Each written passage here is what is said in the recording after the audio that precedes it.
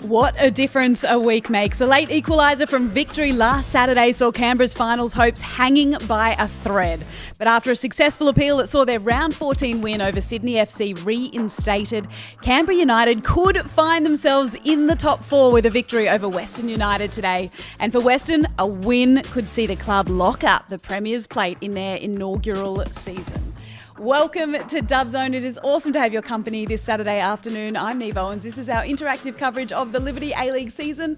I'm here once again alongside the very awesome Kat Haddad. Hello, Kat. Hello, hello. And the equally awesome, no favouritism here, Teo Palazzeri. Hey, Teo. None whatsoever. Great to see you in particular, though. Lovely to see you both.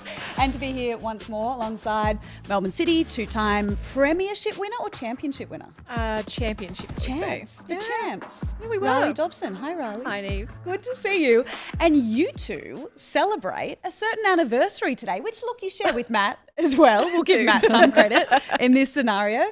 Talk us through why this date in particular is special, because I remember watching that game and seeing the pictures play out in the post game really clearly. It's March 25th. It's the day Teo called our wonderful engagement going live on air. What happened, Teo, in that moment? Because often things are happening that you're saying what you're seeing. You're not exactly sure where this leads or what's going down. How did you see it? Well, it was Angie Beard who saw it. It was myself and Angie Beard, who was the victory captain that season, but was doing the commentary on this Melbourne City versus Perth game. And Angie, on it like a hawk, she said, "Oh my God, he's reaching for the pocket." And so literally what it sounded like when you said it. Well, she was so shocked, but I think it was almost that sixth sense. She was able to anticipate that something significant was about to happen. And then the next sort of 2.5, 3 minutes, millions of views around the world as Matt went down on one knee and proposed, and the rest was history, wasn't it, Riley? It was wonderful. And we've now got that beautiful memory captured literally all the time. And, I've got Teo to thank for it. Have you ever called another proposal? No, but... I'm young. There's still time. There's a lot of time to go. He does a lot of willing into existence, even if it's in the future. Crystal ball. So I feel that, he's just got to do that again. That's nice. Teo, I actually need a bit of help with that in that department. So can you start using that thing? Angie Beard's the one you need to speak to. Okay. So after the game, we'll see if Western United win today, and maybe we'll speak to Angie Beard. Nice. You tee it up. You've passed the buck really beautifully there, Teo. Well done. Excellent work. Let's have a look at the football we've got coming up for you this afternoon, because we've got 3 simultaneous games, and you know what? With just a couple of rounds to go, they are biggies. Western United, Canberra United. We calling this Big Green? I feel that it suits it, the big green. Because it is a significant big green this afternoon, with Canberra United getting those 3 points back this week. FA heard their appeal. Their appeal was successful. We'll have a look at the implications that has for the ladder in just a moment's time. At the other end of the table, though, the Newcastle Jets, Wellington Phoenix, the battle for the spoon hots up at number 2 Sports Ground, the Savo, who'll get the best of that one. And Adelaide United, who love to beat Sydney FC, they go head-to-head at 3 as well. And then tomorrow, Teo, both Melbourne sides in action, and both could have big ramifications for finals football. Absolutely huge. Perth, you see them there chasing. They can still catch Melbourne City because they've got that extra game in hand, which is against Sydney FC midweek. So draw a line under Perth. Western Sydney, Adelaide, they're all out. Brisbane's out.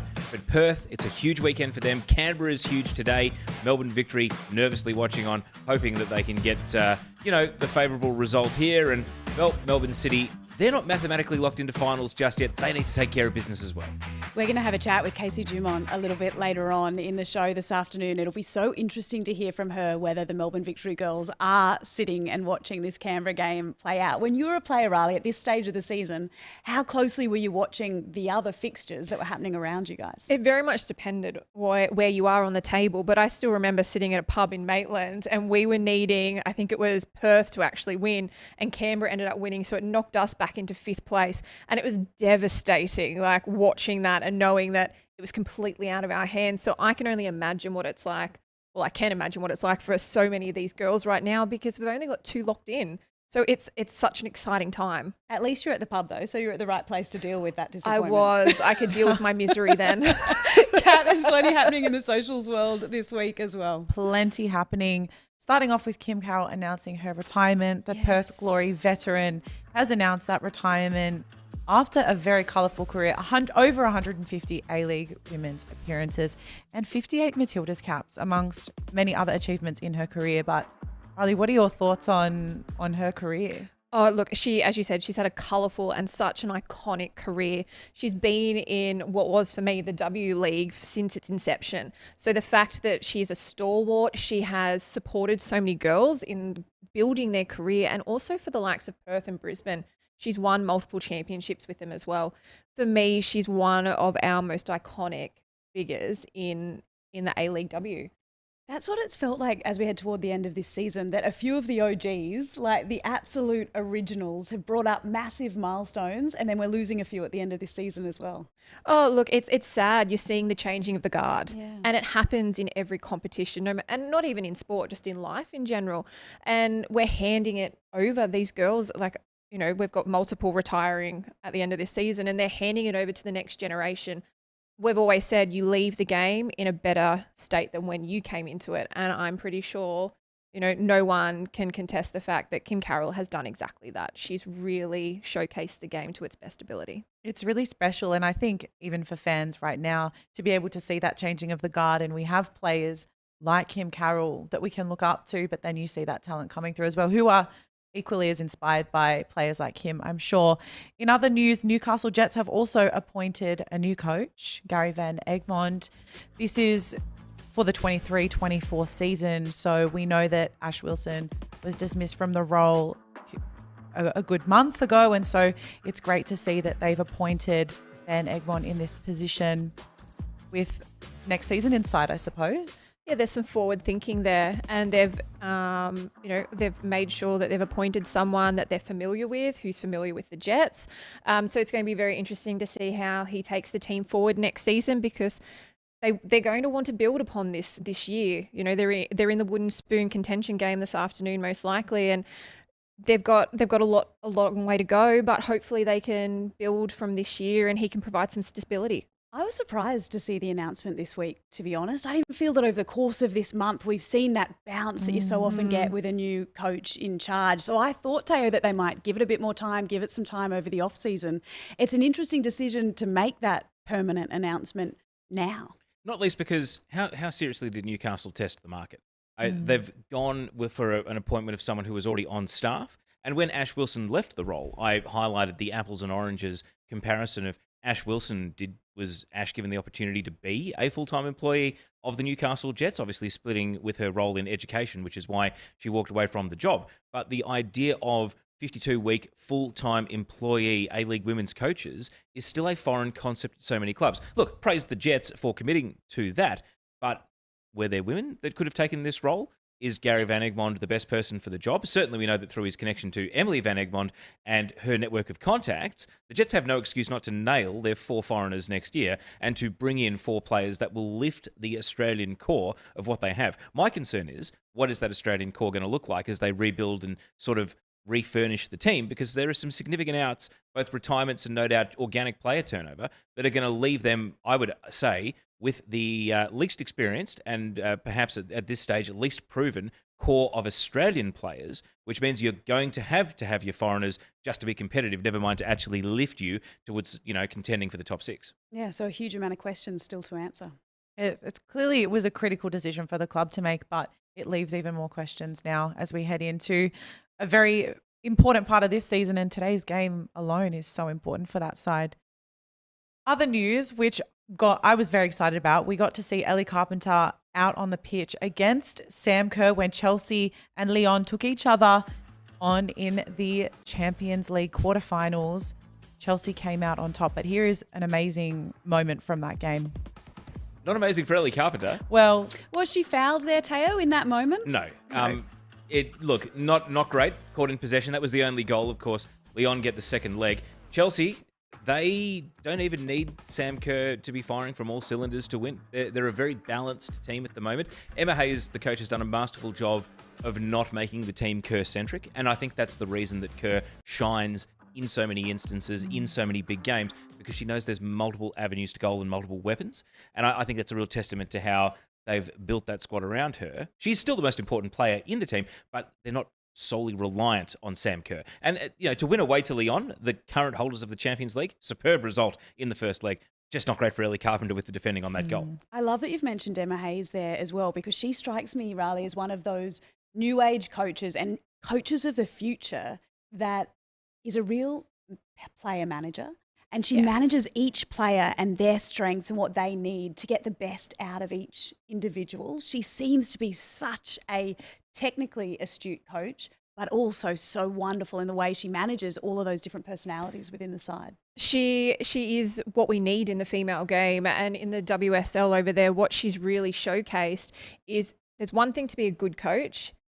It's another thing to be an amazing player manager, and you need both to be highly successful.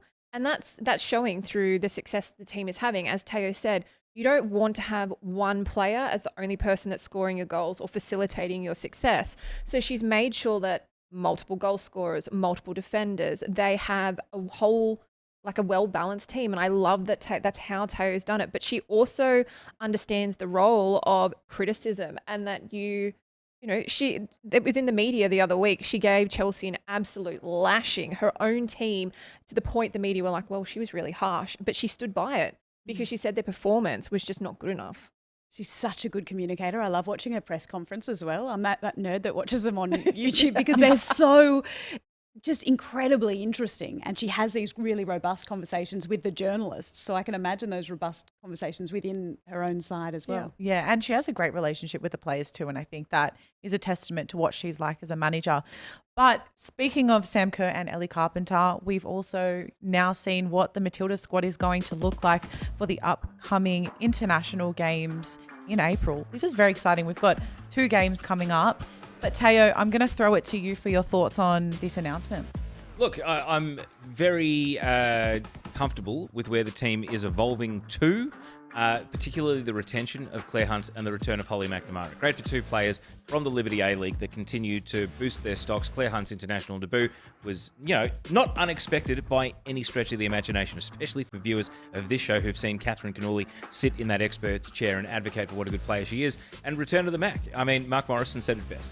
So I think that we are thrilled that Holly McNamara's return from ACL has not diminished her pace, her skill, her creativity, and now she gets to go back and link up with the national team again and pick up where she left off after the Asian Cup, which I think was a very promising first showing in the national team. Scotland and England coming up. I can't wait for that couple of games. It feels all of a sudden like the Women's World Cup is getting really close. When the internationals come around, always it feels like that. And I think to Teo's point, it's a really exciting squad. It's great to see so many A-League girls on that list as well, and so much talent to keep an eye out for. You've got a poll for us today, We do. Kat. We had good level of debate in the pre-game ourselves at what this poll would be, what it would involve. What have we landed on? So we have decided it is which player you would like to see us do an interview with next week. We FaceTime in players every week. Why is next week significant though? Next week is significant because it is the final episode of Dub Zone for the season. The last Dub Zone. chance. So we want to end on an absolute high, talking to someone that you really want to hear from. So we've got some options in here for you. You've got Kayla Morrison, Maria Rojas, and Ellie Brush. But you can also comment and let us know if there is someone else that you would like to see. Because I think those are 3 players that haven't been on Dub Zone yet this season. We Is chose that right? 3 players we haven't interviewed so far, but if there are any other names or any other players, just bear in mind, look at the fixture before you lob any names in there as well, because they might be on the pitch. Oh, surely we can mic them up and they can multitask at the same time. That's one for All Access next season, I reckon. Yeah. I would love to see that. Let's have a look at the lineups for this afternoon's games. We've got 3 games simultaneous for you here on Dub Zone the Savo, starting with Western United up against Canberra United, and a milestone game for Michelle Heyman today, Teo. Yes, Michelle Heyman breaks Teresa Polias' games record today with appearance number 158. She just gets there before Kim Carroll in that race to chase down T.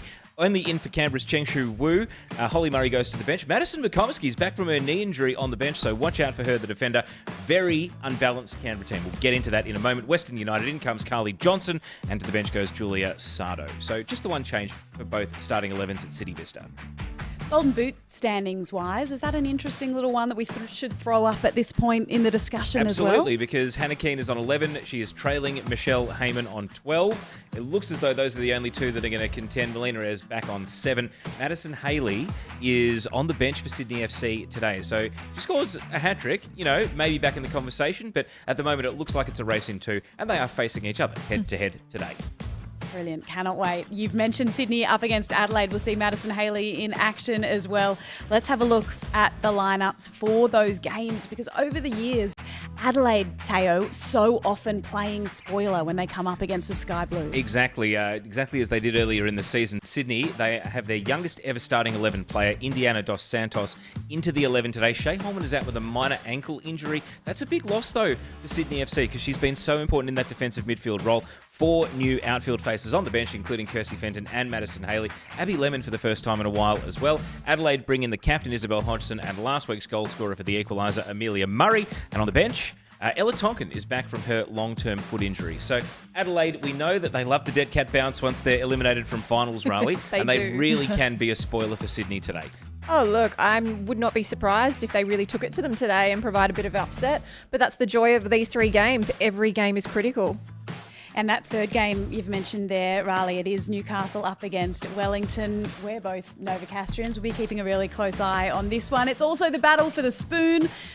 Is it, Teo, ladder-wise? Are we just locking that in? Who wins today? Whether they split the points? Newcastle can still get to 17 points, which is what Brisbane are on right now. Wellington could still get to 18 if they were to win their last 3 games. But no, I think it's a battle between these bottom 2. Wellington, no change to the starting 11. Alyssa Wynnum, sadly, we saw her get injured on Dub Zone last week. She's got an ankle injury that now rules her out for the rest of the season. Newcastle bring in Georgie Worth, Emily Roach for a start. Tessa Tamplin back after some time out with injury, and Tegan Allen, totally new bench as well. Newcastle shuffled the pack once again as they look for a winning combination. And a couple of the players on the bench there, Riley, Tara Andrews and Claire Coelho, both announced their retirements from the Liberty A-League at the end of this season this week. Oh, look, they're 2 stalwarts of the club. Tara's been there from a couple of seasons in, and so has Claire. Both I've played with significant amount of time with. So I am disappointed that they aren't starting. We understand it is a team game and they're still vying for a position. But, you know, it's beautiful that they're still able to potentially finish their career on a win at home. How good is it that Tara Andrews does actually get to retire a Matilda? You remember those couple of caps that she got? I think it was in China, I believe. But 46 goals. She's going to be in the top 10 goal scorers for the A-League Women's for at least a few more seasons to come. With the season getting longer, she might get chased down a little bit quickly by some of the younger players coming through, but she is one of the greats of this competition. Oh, definitely. She's the #1 goal scorer for Newcastle Jets ever, and she's contributed some absolute classic goals to the league itself. I remember she scored one from halfway in her early days, but I feel that she's, you know, at this point in time. Speaking of goals, it looks as though we've got a first-minute goal. What a giveaway. Hillary Beale has given it straight to Vesna Milivojevic. And that is the worst player you want shooting from the top of the box against Canberra. Pinpointed to the top corner. And Canberra, who came down to Melbourne needing to win today, that is a gift. And incredibly, it is the back-to-back player of the month who has coughed up possession. And Vesna Milivojevic returned it like a tracer bullet. I'm currently shocked. Kirst did not expect that to happen. That was 40 seconds, I reckon. Barely that. Wow. And look, we have been saying that Beale is one of those, she's one of the goalkeepers that I don't think she's had a mistake this season that led to a goal.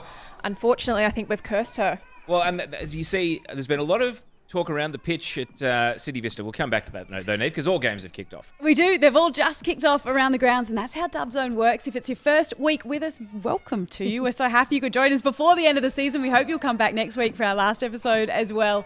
We'll bring you all 3 games simultaneously, and as he has just done, Teo will call the big moments as they happen from each of those 3 different grounds. If you want to take a deep dive into one of those games in particular, if you're a massive Jets fan or a big Knicks fan and you want to watch that spoon battle play out, play by play, 10 play, Paramount Plus has all of the action in those ones.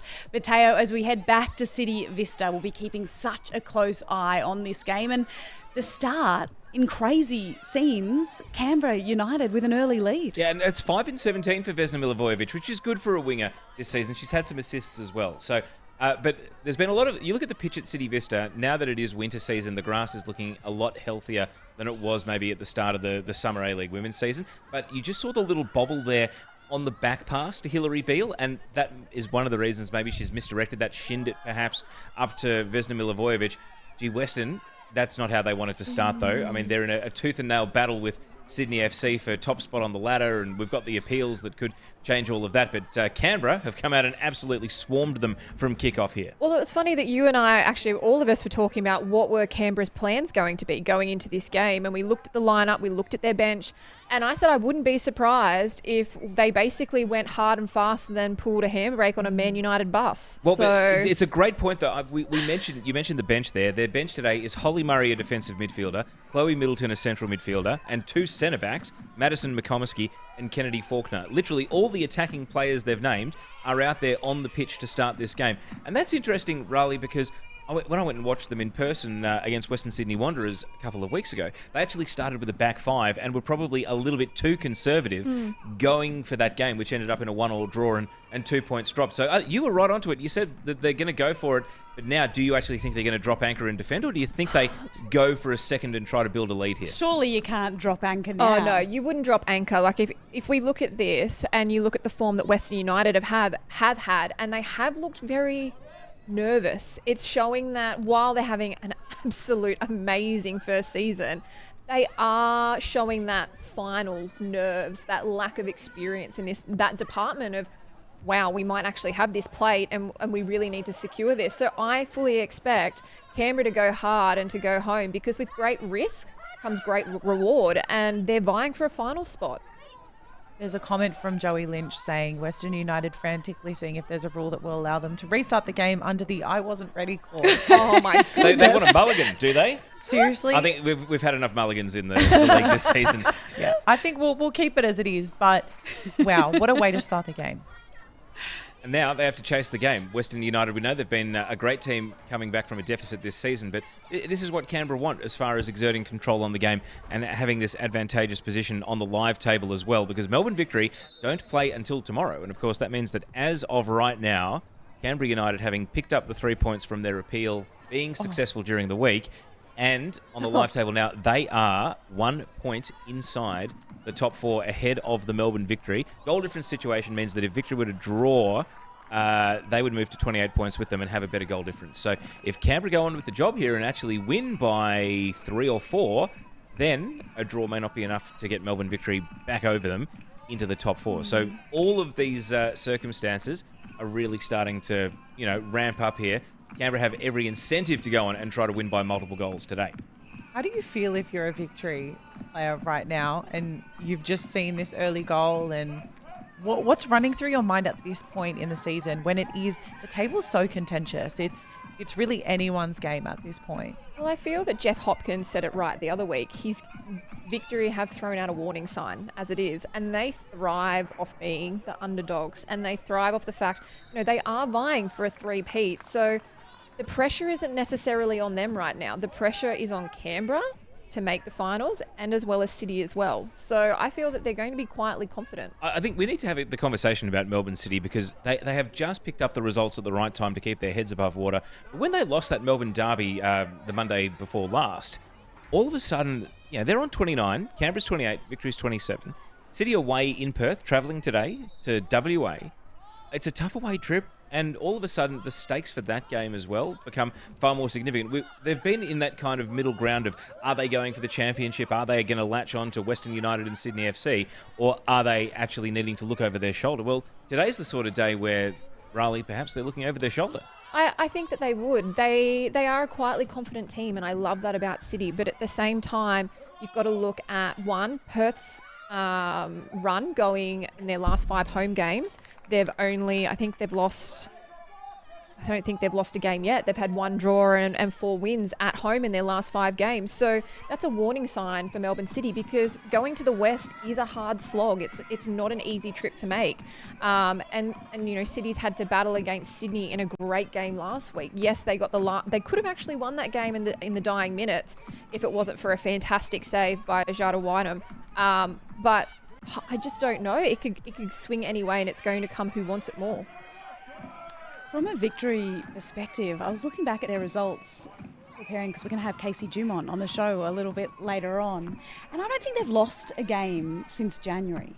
for victory. So surely even with this early goal for Canberra, they would be looking at the end of this season thinking that ultimately their destiny lies in their own hands. And at the moment, they are winning and picking up points in each and every game they play. And surely with it, that brings a certain level of confidence that they've got this. Yeah, definitely. When you look at how you're performing as a team and the fact that they just know how to pull out something successful and pull out a result when it's needed. They've got the players to do it. Yes, they've lost Chidiac, but you've got the likes of, Amy Jackson has stepped in. You've got Paige Zoyce, who pulled off a screamer the other week as well. You've got all these players, and like Zimmerman, she can score a long ranger. They've shown, as we saw with Emma Hayes, a well-balanced team who can provide all the outcomes when they really need to. We love it when you use that hashtag Dubzone right throughout the afternoon. And Kat, it's been going off already early on the Savo. It has been, and I think the engagement story touched a few hearts out there in the Twitter space, because we've had a few requests for Teo to even potentially look into engagement. Off-season employment. Yeah, maybe we can make him a now celebrant. that people know that he's available on Saturdays at 3 p.m, why not? Someone even suggested maybe being a wedding singer. I don't know. Use that beautiful voice you have, Teo, for something in the wedding space. Are you looking forward to the end of the Dubzone So season, are you guys Teo? talking to me? I'm watching the game. Teo's gotten really good at tuning us I should have had you for my wedding. It would have just linked it all in perfectly. It's a beautiful circle. You just tie up all those loose ends. Goodness, I've really failed there. Next time you get married. All right, Matt, you can I say didn't that, mean Matt. that, Matt. I Matt, didn't mean back that. We're home, friends. apparently We go we're way back, divorcing. Matt. You've had a few other tweets as well, Kat, coming through on the engagement side of things, but also looking for some opinions from the great Teo Palazzeri. Yes, there's a question in this tweet right here. Your thoughts on Nick Dacos? I mean, we were talking about anniversaries. Riley, 3 years since the proposal? 2 years. And do you know what happened on March 25th last year? No. Buddy Franklin's 1,000th goal. Oh, There we go. look at Right. this. It's Now, meant- c- 25th can is we meant switch to back be. on, please? Can we The switch no back on? Sharon rule We've- has been broken exactly. early. How No many more- minutes have we been live and you've already brought up AFL? Now, here's a corner for TJ Vlanich. I'm sharpening all of us up here. Here's a corner for TJ Vlanich. Melbourne City, we know it's a very windy ground at City Vista here for Western United, and that in-swinger from TJ Vlanich is defended. Counter-attack could be on here, but it's being knocked back into the penalty area. And the young goalkeeper, Chloe Lincoln, windy day like this, Riley. You had Melissa Barbieri as your goalkeeper for a lot of your time at Melbourne City, but you would have had some young keepers in your career as well, whether it was at Newcastle or at Melbourne City. Who was maybe the youngest or the least experienced that at a set-piece situation like that, windy day, defending corners, defending free kicks, needed the most amount of guidance and leadership out there on the pitch? And how do you do it collectively as a team once the coach is effectively powerless on the sidelines and the goalkeeping coach, all they can do is shout? They can't actually do the work that the keeper needs to do. Oh, look, goodness. Claire Quaylo, when she first came on the scene, she was still very young and probably inexperienced as a goalkeeper at that time. And, I mean, look at her now. Like, she's one of our most capped Newcastle Jets players. But it just comes down to really pumping them up. You give them confidence. You tell them, just you man the area. You're in charge. You are the boss. You have to direct things. Because as great as a prospect as Chloe Lincoln is, she has made some goalkeeping errors this year, but we accept that as part and parcel of being a teenage goalkeeper in senior football. And, at times, Canberra has been reliant on their attack of Heyman, Milivojevic, Nikki Flannery to go and outscore whatever they concede, because it's almost like the pain's worth it on the way. Yep. But it can also be, it puts a lot of pressure on the attackers, knowing that if a goalkeeper's got a mistake in them because they're still learning the craft, they've got to carry that extra burden of scoring at the other end. The biggest thing that we struggle with in Australia football is we don't have many proper goalkeeper coaches. So a lot of our females aren't having that 12 months of the year constant coaching from a young age. And that is why we're seeing a lot of these young players coming in and they're making very simple errors. Yes, it is a learning process. However, if they were exposed to it as much as what the men are, we may be seeing a different generation come through. We have a lot of young ones. You've got Annalie Grove, you've got Chloe Lincoln. Oh goodness, I'm like, my mind at the moment is running through so many, but it doesn't help at the same time. A lot of our senior goalkeepers, so you look at like Tegan Micah, Mackenzie Arnold, Lydia Williams, they've gone overseas to continue their trade. So a lot of these girls aren't actually learning off the cream of the crop within their clubs. So they're not able to follow through on that. It's interesting when you talk about Bubs as well, because she's been there, part of that city set up and able to bring through that next generation and encourage them and teach them and work with them as they develop their skills in terms of goalkeeping, but also in terms of that voice that you need from the back throughout a game. You just see from Bubs the fact she's had her calf injury recently, for a couple of months. Has it been 2 months now? I think it happened when I was overseas. But with Bubs, it's not just as a goalkeeper. You see her in that circle. She's the captain without the captain armband. And what she brings to a squad is it's uncompromisable confidence. She is someone who has to be invested in, not just in the A-League, but at a national level. She is phenomenal. She's still one of our best goalkeepers, hands down. And there's not enough credit there. You know, she went and had a baby and then never really saw it back into the Matildas because she went and had a child. Now it's celebrated doing that. And what she offers, the biggest question is, should City make the finals and she's back on the pitch training normally now, are we going to see her take Sally James's spot? We will see in the coming weeks, Teo. But for now, let's head to Netstrata Jubilee Stadium, because we have had a goal in Sydney FC's clash with Adelaide United. An early goal in this game as well, Teo. All right, so Mackenzie Hawkesby playing it to Sarah Hunter here. It looks as though Sydney are on the build. Nat Tobin. Oh, it's taken a funky deflection and no offside flag. It's Rachel Lowe who taps into an empty net. Adelaide Grove is furious with the other Adelaide defence, and I reckon that it's an assist for the 15-year-old Indiana Dos Santos, albeit pretty accidental. Gee, tight call, and Rachel Lowe able to roll the ball into an empty net. Tell you what a week for the power couple of Callum Neuenhoff and Rachel Lowe. They're both at the top of their games at the moment. They might represent the two different clubs in Sydney, but they're both scoring goals for fun. And as we check in here, Sydney are now looking to press home their advantage after breaking through and taking the lead. And Raleigh, it's a cruel deflection and not a great deal that Adelaide Grove could do about it, because Lowe is such a clever player one-on-one. Oh, look, Lowe's having an excellent back end of the season, and it's great to see. She is a player with a lot of promise for a couple of years now. So seeing her come into her own is great for our league and great for herself, and it'll help, it raises questions of what does she do next year, like in terms of a club. But it was a very cruel deflection, and you've got to feel for the goalkeepers when that happens at any level. You see Courtney Vine and Princess Abini, they're both piling in, trying to turn that corner into the back of the net. So they get repeat corners here, Sydney FC. Hawkesby slides this one low. It's going to be a bit chaotic in the penalty area. Not cleared too far. Sarah Hunter follows up, and that's a good save from Adelaide Grove to hold on to the ball. Possession very even in the early stages of this one, Teo, but in terms of shots on goal and opportunity, it feels like Sydney FC have had that early running. We've had 7 shots on goal in the game already after just 17 minutes. Significantly, though, Adelaide, 2 shots on target, only 0.05 XG, so not the most threatening attempts on goal. However, Sydney FC 5 shots on target already, and this was the 5th and most recent one. And Sarah Hunter, who, has definitely had an eye for goal from midfield this season, finding her way through the traffic there to test the goalkeeper. I love Sarah Hunter as a player. I really have enjoyed watching her this season, and I really hope that she gets an opportunity to ply her trade overseas. She is someone that we really need to keep our eye on, and she's been pivotal for Sydney FC. How does those discussions work, do you think, Riley? For Sarah Hunter, is she thinking about the age she's at now, the point in her development, how much football she wants to be playing, how many minutes she wants to be getting each week before she decides whether that overseas opportunity is one that she's ready for right now? Look, the female game is so different now to what it was, and these girls have these opportunities that a lot of us never were going to be able to do. I think when you're developing, you need to focus on one, how much game time am I going to get? Because you're not going to improve unless you're putting what you practice into play. So for her, I think it's very much looking at, okay, what league would I be going to? Am I going to benefit from it just yet? Or am I better off sitting here and really enhancing my skill set and my experience and my leadership head before I travel over?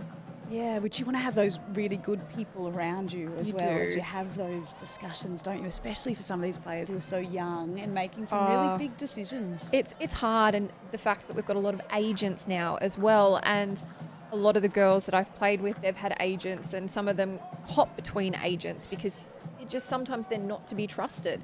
And that's why you really need to do your research and do your due diligence and know that they're there for you and they're not just getting you anywhere just for the sake of it, that they've got your needs and your goals and your desires in your, like, appropriately in line, and it's going to benefit you, and you've got to factor in their family as well. Let's have a look at number 2 Sports Ground now, where the Newcastle Jets are up against Wellington Phoenix. A really important game in terms of the battle for the wooden spoon this season in the Liberty A-League. No early goals in this one, Teo. Considering the significance, do you expect it to be a real wrestle? The issue for Wellington, and we saw it last week, is no matter how much possession they have, no matter how many half chances or clear-cut chances they create, they just can't score goals. Other than the 5-0 win against Canberra and the 3-3 draw against the Brisbane Roar, so what are we looking at, 2 games out of 18? Mm-hmm. They've really struggled to hit the back of the net and turn control of games into goals. So far, Newcastle have had 62% of possession. So they're trying to force the issue here. They've not had a shot on target yet. Phoenix, 2 shots on target, but an XG of only 0.11. So not great so far. As far as, this potentially being a high-scoring game, no, I think this will be a cagey game. And honestly, I think if Newcastle score first, they'll win. Just after the showing we got from Wellington last week, if they couldn't score against Perth in last week's game at home with all the control they had, I think they're really going to struggle knocking on the door, especially rolling with the same 11 today. I'm really surprised that Emma Ralston kept her spot as the starting striker with Millie Clegg.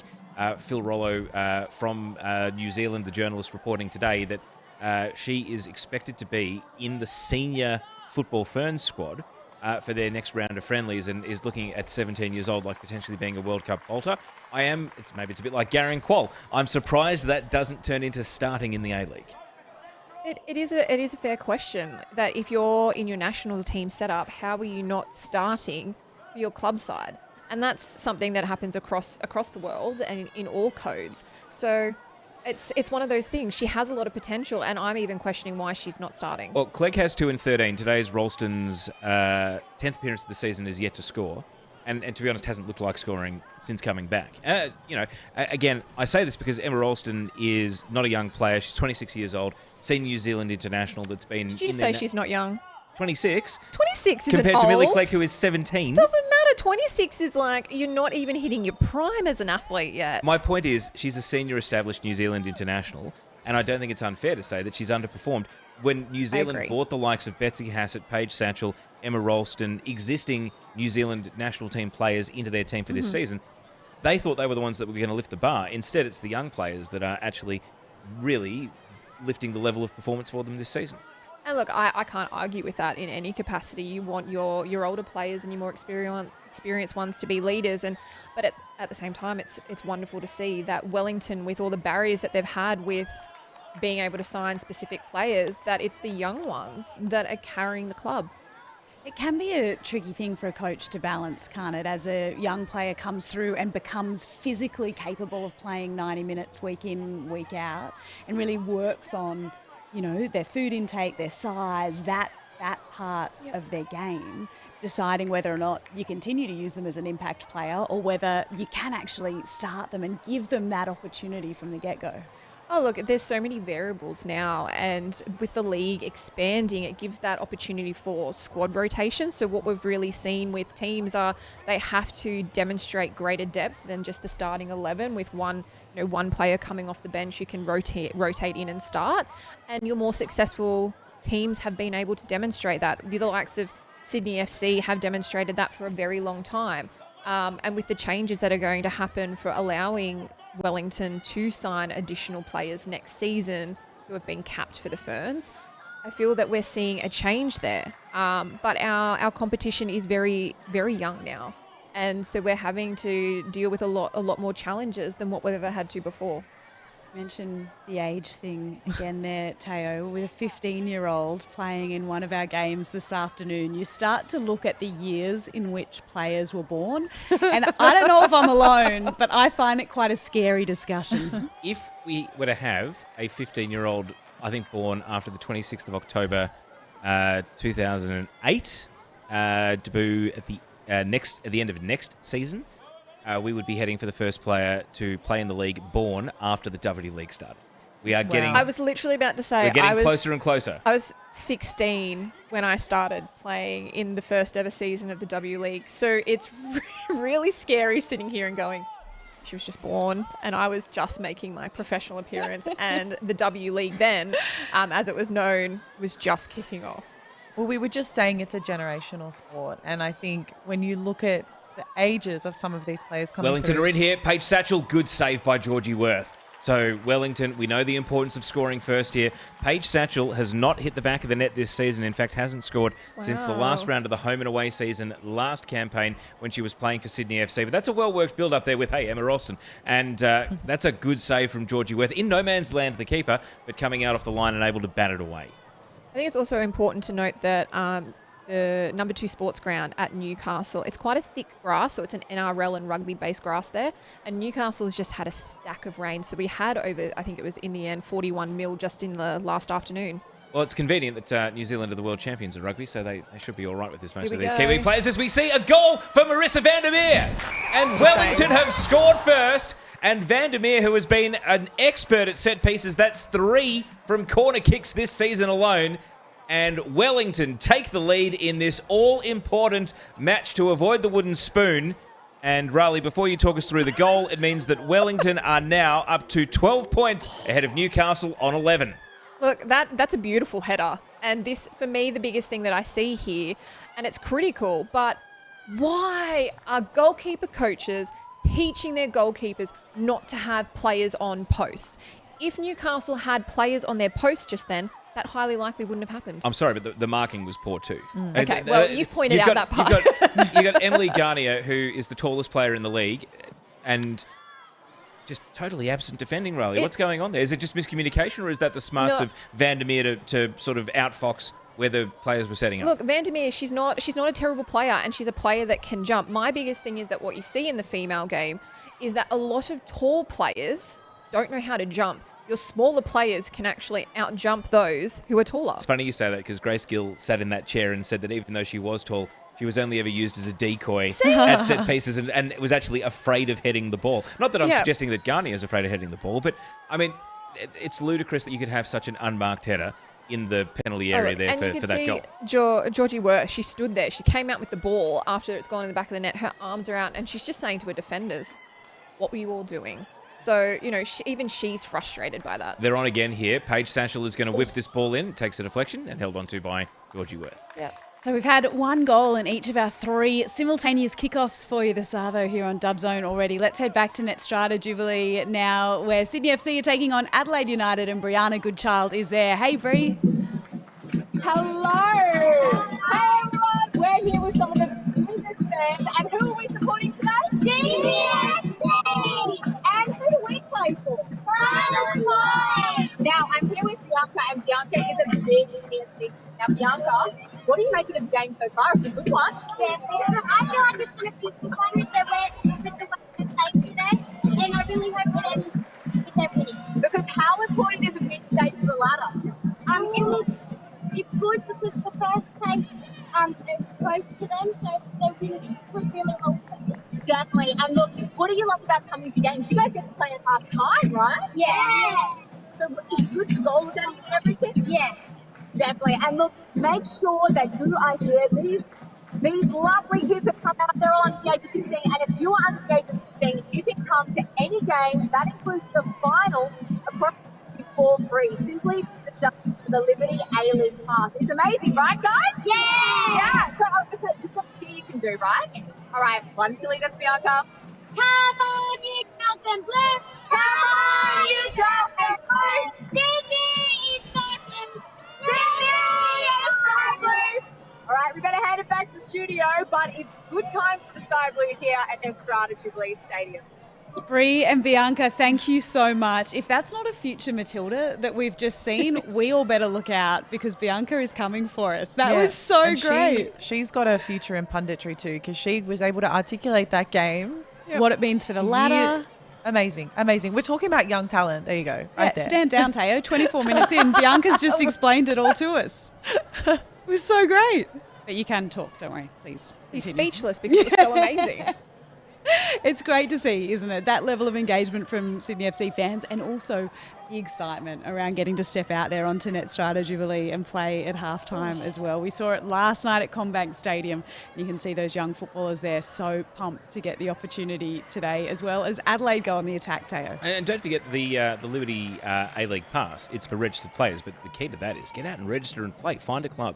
You know, if you're sitting at home with mum and dad today, or your guardian, and you're saying, I want to play football this year, get Google open while you're watching the show.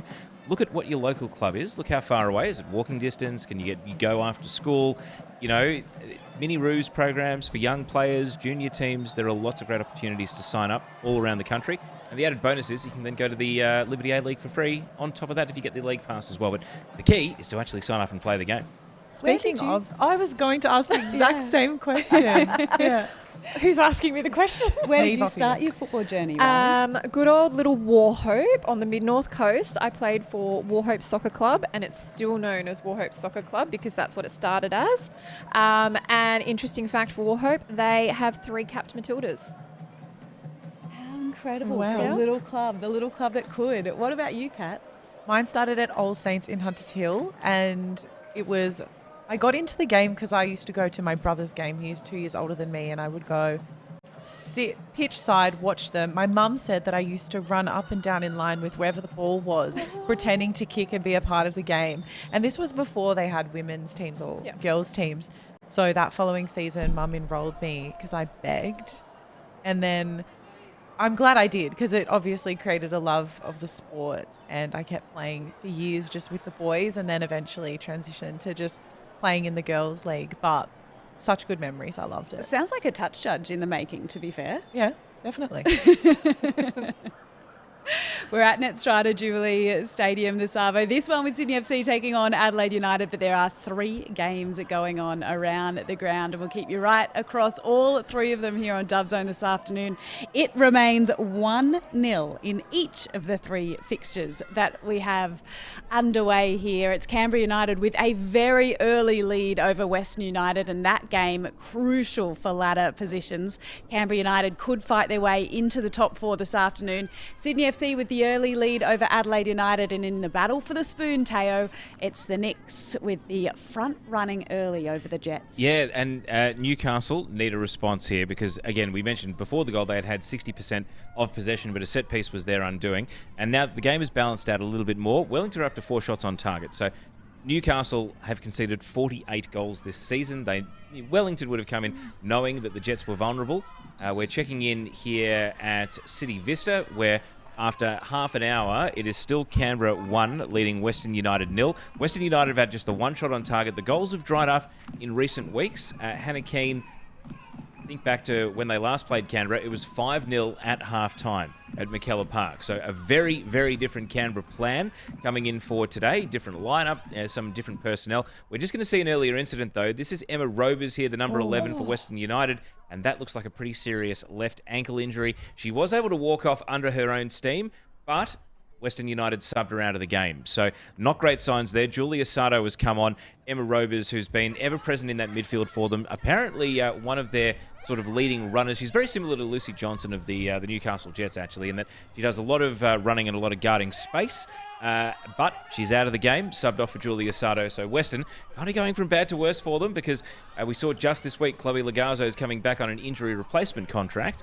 But that's reflective of the fact that Amy Medwin sadly went down for the season with a torn ACL. Oh, look, and it's something that we see quite frequently in the game is that terrible word that all of us players and ex-players or just people in general hate is ACL. And Amy Medwin, she was a train-on at Melbourne City when I was there for a long time, and she is a beautiful person and we wish her all the best. But are we going to see Chloe this season? Well, I think so. And the other player that's probably been ruled out for the season now is Harriet Withers, who hasn't actually made an appearance. She was in line in consecutive seasons to play for Melbourne City, Melbourne Victory, and then Western United.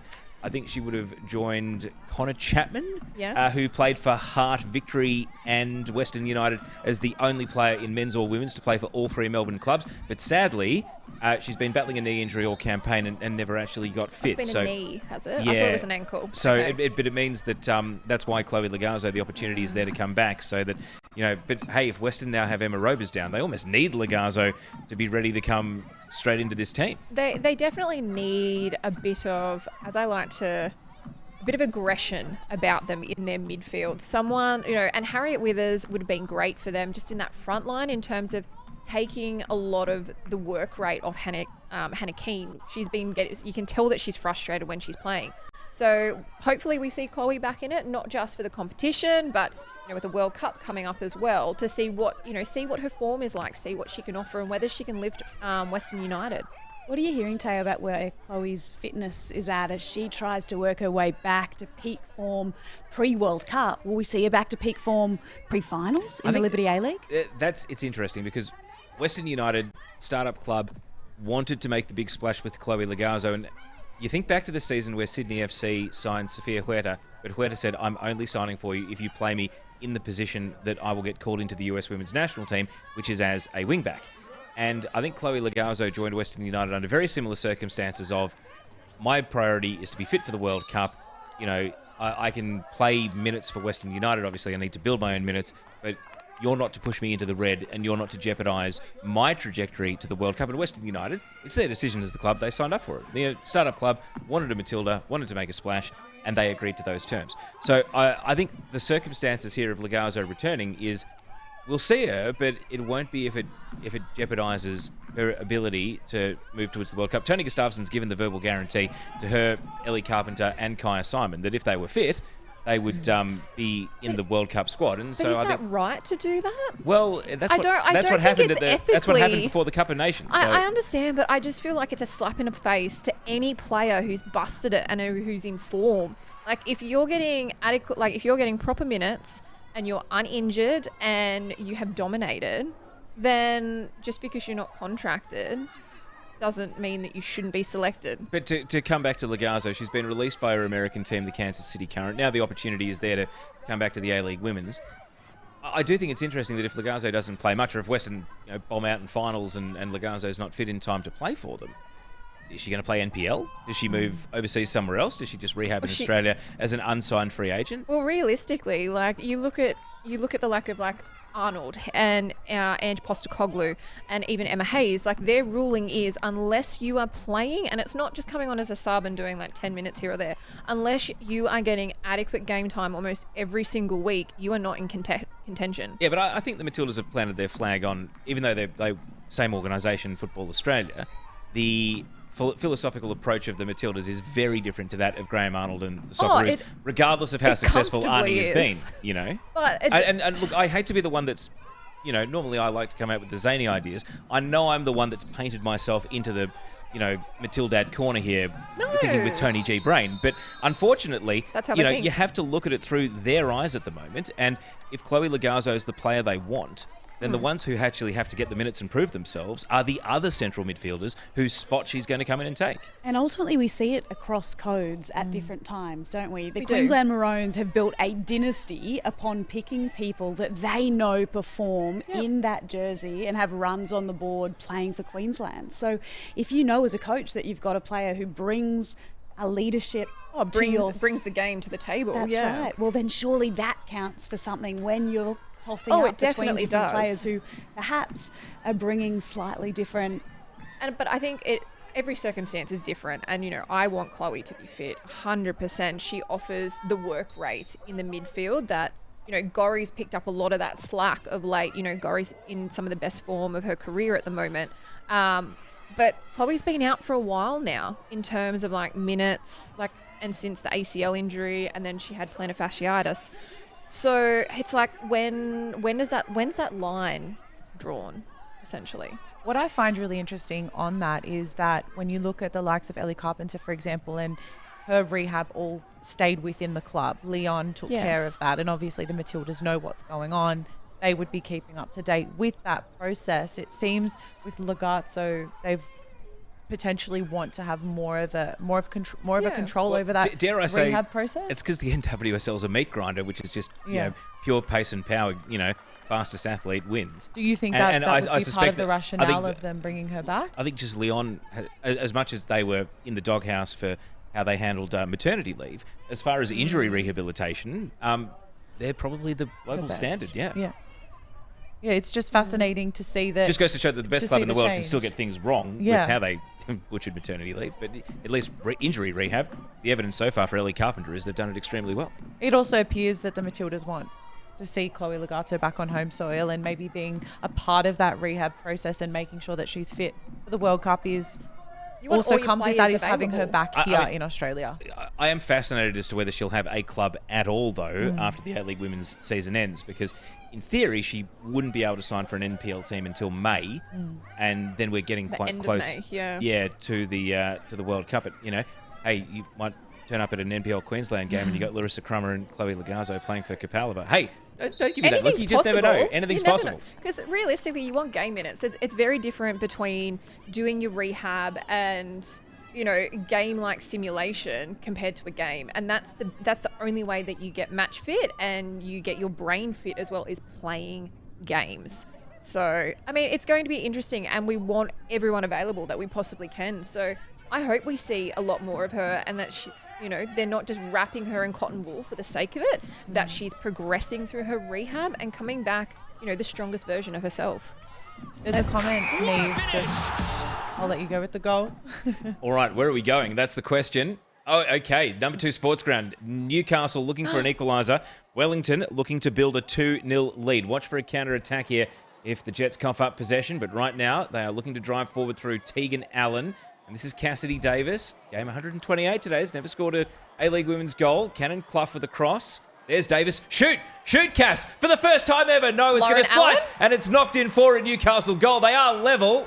It's not Cassidy Davis's goal, though. It looks like it's Lauren Allen again who has got the decisive touch. And in this vital game, to avoid the wooden spoon, Newcastle have drawn level, and Cassidy Davis at least gets the assist, Riley. Still waiting on that first A-League women's goal, but look at that, bending beautifully into the path of Lauren Allen, who scored against Adelaide last week too. Oh, look, Lauren Allen is having a stellar season. She's been one of their performers, which is great to see. She's really finishing off the season well, picking up a goal here and there, and that's what your job is as like a striker, and she's really linking in well with that front line. So, they've made it, it's 1-1, and the Jets are playing for something. That now makes Lauren Allen the top scorer for Newcastle this season from the wing with 5 goals, 5 in 17, great strike rate, 11 in 50. So it's a milestone game for Lauren Allen today. 26 years old, had to wait until she was in her early to mid-20s before breaking into the A-League Women's, but she's turned into one heck of a player, and often doing it playing in a bottom team at Newcastle.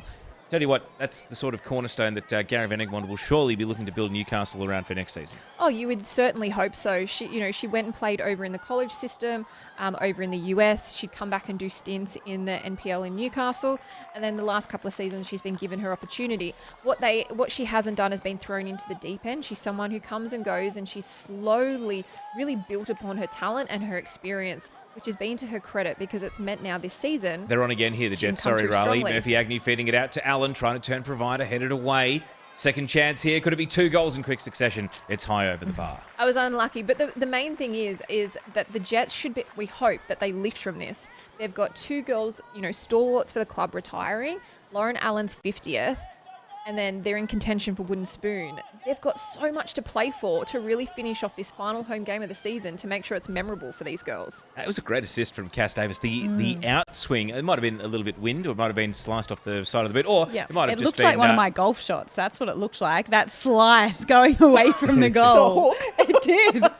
But seriously, to drive that's Allen's awareness as well, to run onto that pass and to be able to finish at close range. Oh, look, and they typically play with their wingers quite narrow. Newcastle do most of the time. Their furthest one, they require them to tuck in. And Lauren's been great at that. She's done her due diligence of your job is to be at back stick. Really starting to become end-to-end this game. Paige Satchel using her speed to stretch the Jets' defence, but now has to decelerate. No one there in the penalty area to cross to. Jets' defence got back, and then Emma Ralston just blazes out for a goal kick. But hey, right at the end of the first half, you see a bit more desperation from these two teams. A draw, I think, will be advantage Wellington. Looking at the run home for these two teams, the Jets finish their season with Sydney FC. So you'd think that'd be an almost certain defeat. Wellington, however, away to Adelaide midweek in a game which is a dead rubber for Adelaide, so coin flip. And then they have Melbourne Victory on the final day in Wellington. And again, as I flagged last week, if Victory can't move up or down on the ladder, don't be surprised if they take a weakened team across the ditch to play Wellington in that one. And I guess you've earned the right, haven't you? If you get to that point in the season, knowing finals football is to come, you've earned the right to rest players, especially when it's such a big road trip. Oh, it is. And, when you're coming up, you know that players like clubs like Wellington and Newcastle and Adelaide, their job now is to upset as much as possible.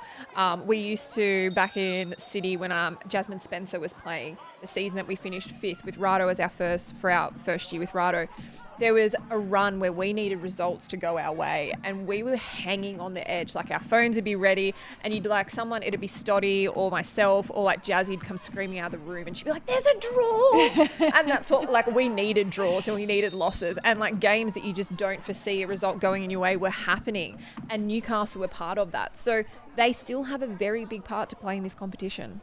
Let's have a quick look at the scores around the grounds this afternoon. At City Vista, Canberra United, who scored in the opening minute of this clash with Western, are maintaining that 1-0 lead with a few minutes left to play before the halftime break there. At Netstrata Jubilee, it is the home side Sydney FC who lead. And in Newcastle at number 2 Sports Ground, the Jets score late in the first half. And it looks as though we'll head into halftime at number 2, 1-1. And it also looks like that celebration from the Jets, Riley. They're up for this one. They know there is a whole heap on the line. Oh, look, the Jets love playing at home. They love their fans. They've got a massive, active Jets fan support base who are just passionate, die-hard fans. And they can really ride off that today and everything that today stands for. So we saw Grace Maher lining up a free kick for Western United, but it went over the bar, so false alarm there. And we also just saw... There's another look. Oh, it's hit the crossbar, actually. So pretty close. Gee, it's been a tough day for Hilary Beale so far. I can tell you that Canberra United in this game, that goal is still the only shot on target they've had for the afternoon. And in fact, that was just their 3rd total shot of the match. So they've hardly dominated the game. It's been 50-50 in terms of possession. Western United, though, 5 shots, just the 1 on target. So really cagey, perhaps a bit of a classic City Vista, sort of a not the most aesthetically pleasing sort of a game so far. And that puts a lot of pressure on the halftime team talk for Mark Torcaso. But we saw a similar game with Western United the other week with Brisbane Roar, where Shay O'Connor's scored a double for them to win. And they did dominate possession, they did dominate the game, but it was the final product and the shots on goal that they were really lacking, and that's potentially coming through today. Approaching halftime in all 3 of our games here on Dub Zone this afternoon. Canberra United with a couple of minutes to hold on to their first half lead at City Vista. It was a very early goal for Canberra United, Teo, but Western without an answer as yet. No, and looking at their bench today, Western United, they've got Stacey Papadopoulos, who's back from injury, Franny Iamano, who's a fullback or winger, and Danielle Steer, the Canadian-Australian dual citizen striker. So I would think it's almost a certainty they will throw on Danielle Steer. They've already had to sub off Emma Robers for Julia Sardo, but I think they need to make an attacking change. They need to go for it. What a contrast between the 2 head-to-head meetings between these teams, given that last time they met, it was 5-0, and Western United looked like they were going to rewrite the record books. But look at, you see Angie Beard, the body language there. We saw Alana Cern, Hannah Keane. This is a team that's starting to... They're fraying around the edges a little bit here. This would be 3 losses in a row if they drop this game as well. So this is where the coaches and the leaders really have to earn their money. Oh, look, and you've got, Angie Beard, she's won multiple premierships, minor and major. So you'd expect someone like herself to really rally the troops, a little bit like Melissa Barbieri, because she does have that significant confidence as a person and as a player. So you need those bigger players and more experienced ones like TJ as well. You want them to really step up, and it can be as simple as a hard challenge. Really knock someone onto their backside, remind them that they're there, and amazing what that can do to lift a team. We have halftime in our other 2 games this afternoon. Scores remain unchanged there, so we'll stay here at City Vista as the clock counts down to halftime here. We are loving your tweets. Keep using that hashtag DubZone this afternoon. Imagine waking up in the morning and your job is to mark Courtney Vine, says Rose. It is true.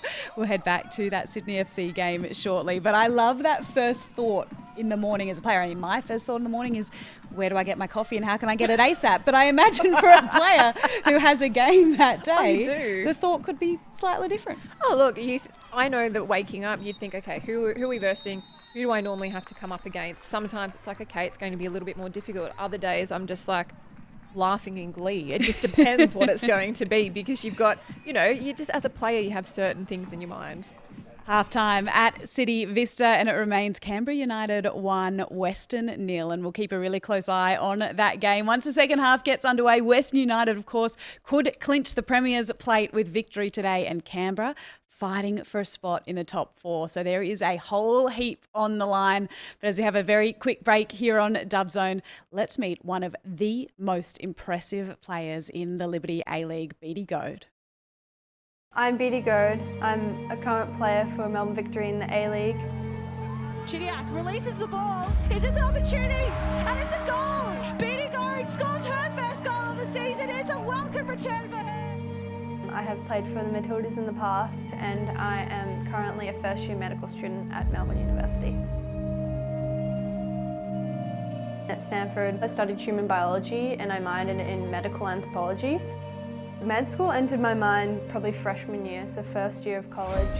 Got a group of pre-med friends, and there's a lot of pre-requirements that you have to do for med school, so we just went through all those classes together. I interviewed over Zoom, and yeah, was lucky enough to get in.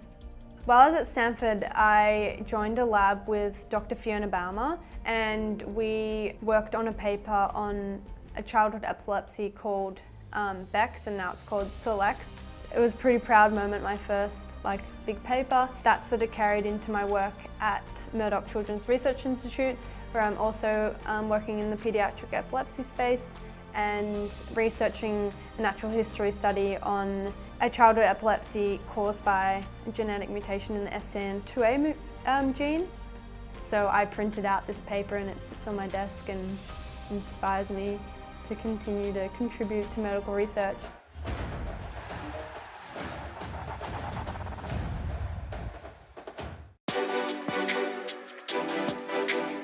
Retreating, however, Chisari towards the penalty spot, and Beth Gordon, unbelievable!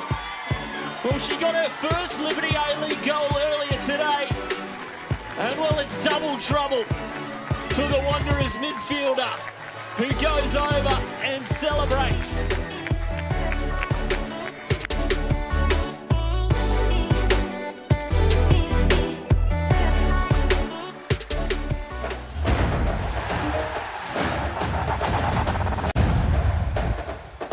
I'll never forget, there was one game, I'm pretty sure I was playing for Brisbane Roar at the time, and me and her just went at it and we smashed each other, and she ended up on the floor and I was over her head screaming something at her. There's a photo somewhere on the internet. I was actually trying to find it the other day to try and send it to her to give her a little farewell message, but I couldn't find it. But yeah, look, just the ultimate competitor, and we're so lucky to have someone like her in the game that's been in the game for such a long time, because I don't think players truly understand their position in this league.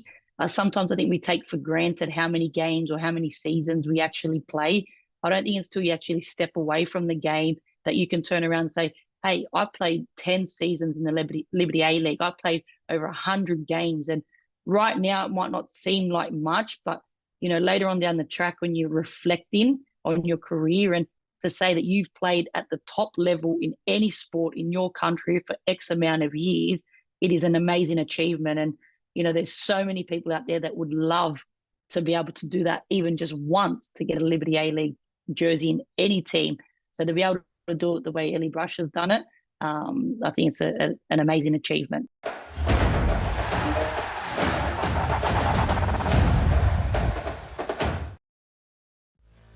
Catherine Cannuli there with some reminiscing about the history there with Ellie Brush, and indeed the achievement that it is to have played so many games in the Liberty A-League. I love that from Nools about that moment. And yeah, of course, there's a picture on the internet somewhere. There so often is.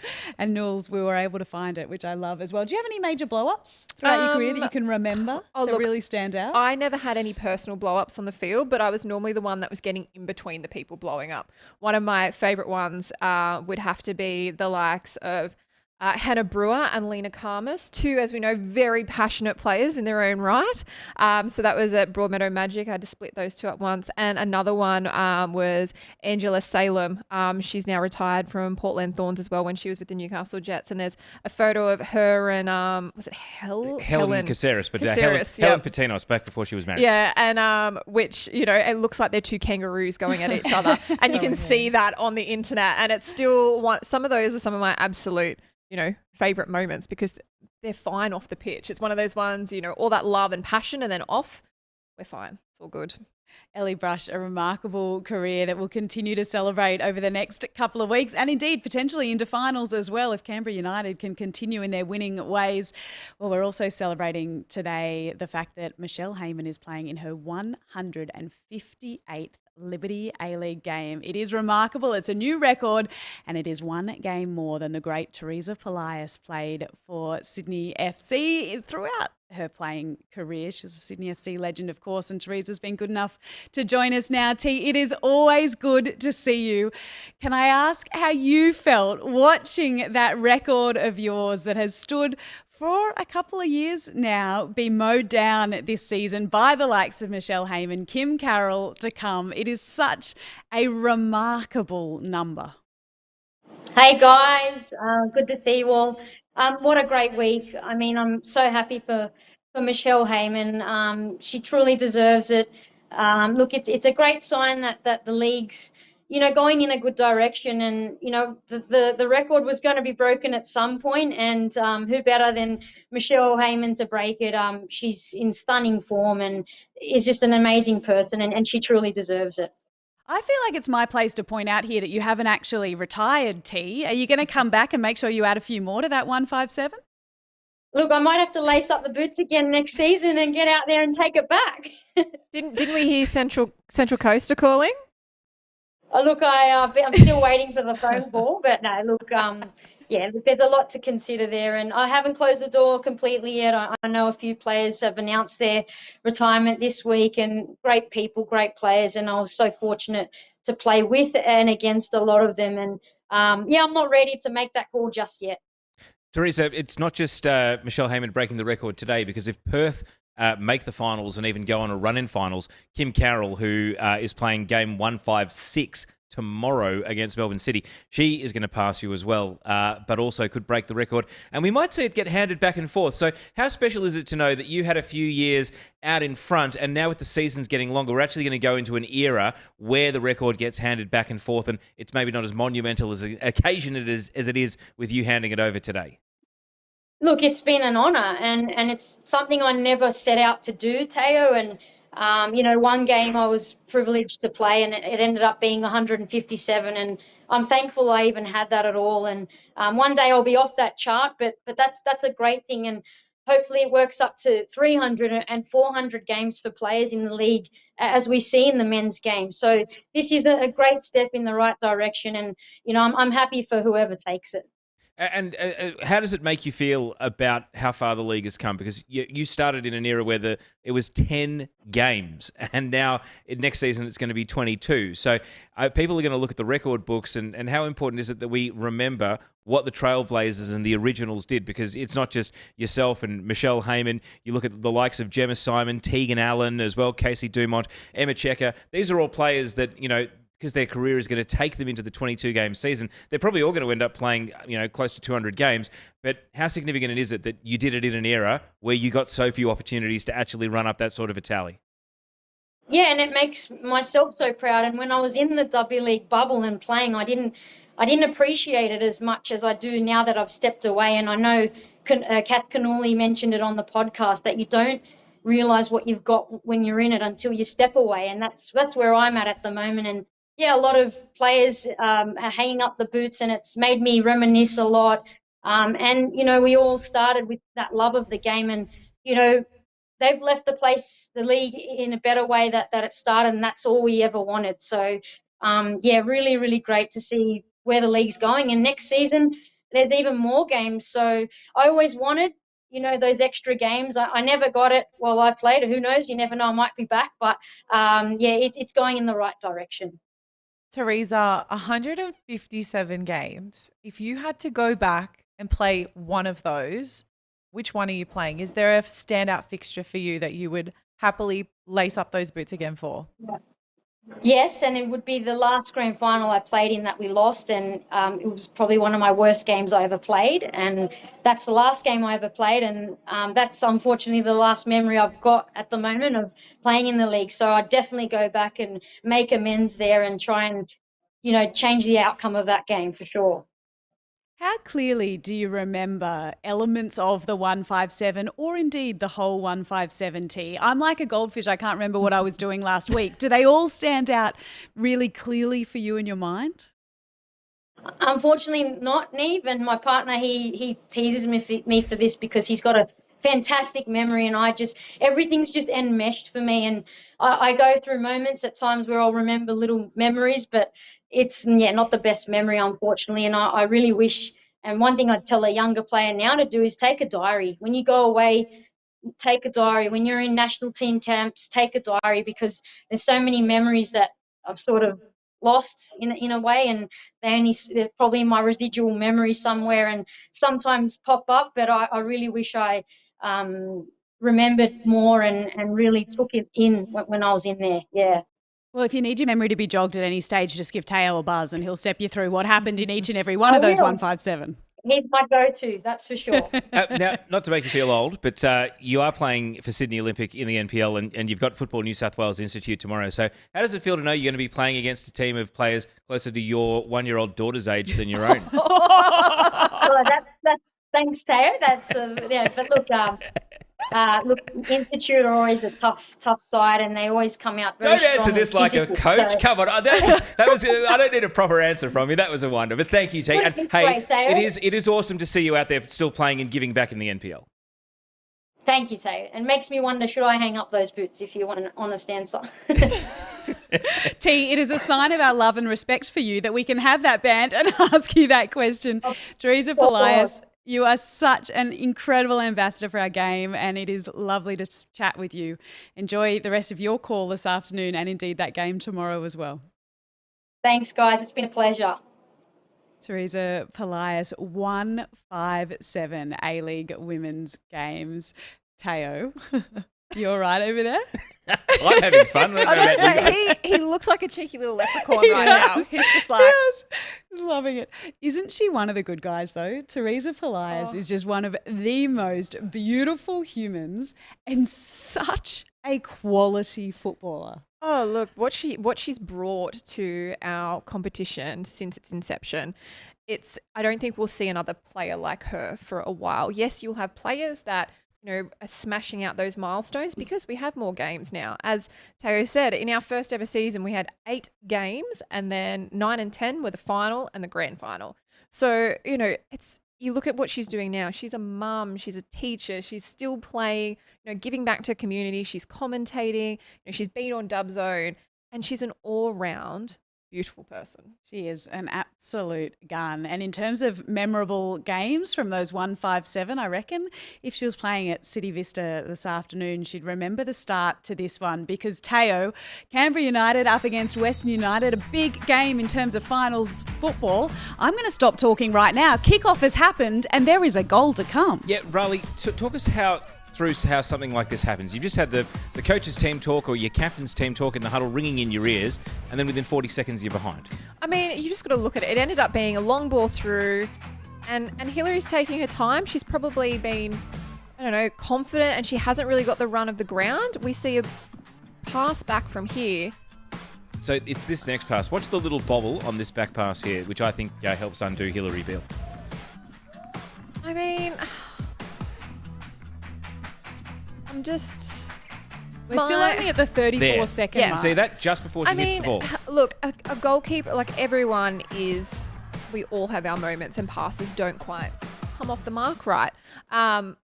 But I'm not going to blame the bobble. It's just one of those things that just happens. It's a lapse. It has nothing to do whether she's being complacent. It just hasn't come off right. Whether it's she didn't get enough under the ball. I don't know whether the pitch is heavy there as well. The one thing I have picked up in Western United the last couple of weeks is that the pass back to Hillary has been, the pace hasn't been on it. So it puts her under a little bit of pressure. But at that point in time, it's just, unfortunately, it's an accident. It remains 1-0 at halftime at City Vista. The goal in the first minute, scoreline unchanged for the following 45 or so. Let's head to Nat Strata Jubilee, where the weather has turned now, but it was fine for much of this first half, Teo. And Sydney FC, the home side, with the early goal in this one. And look, we see here a chance for Amelia Murray, which was tipped over by Jada Wyman. Murray scored the match-winning goal when they met back in round 1 in Adelaide.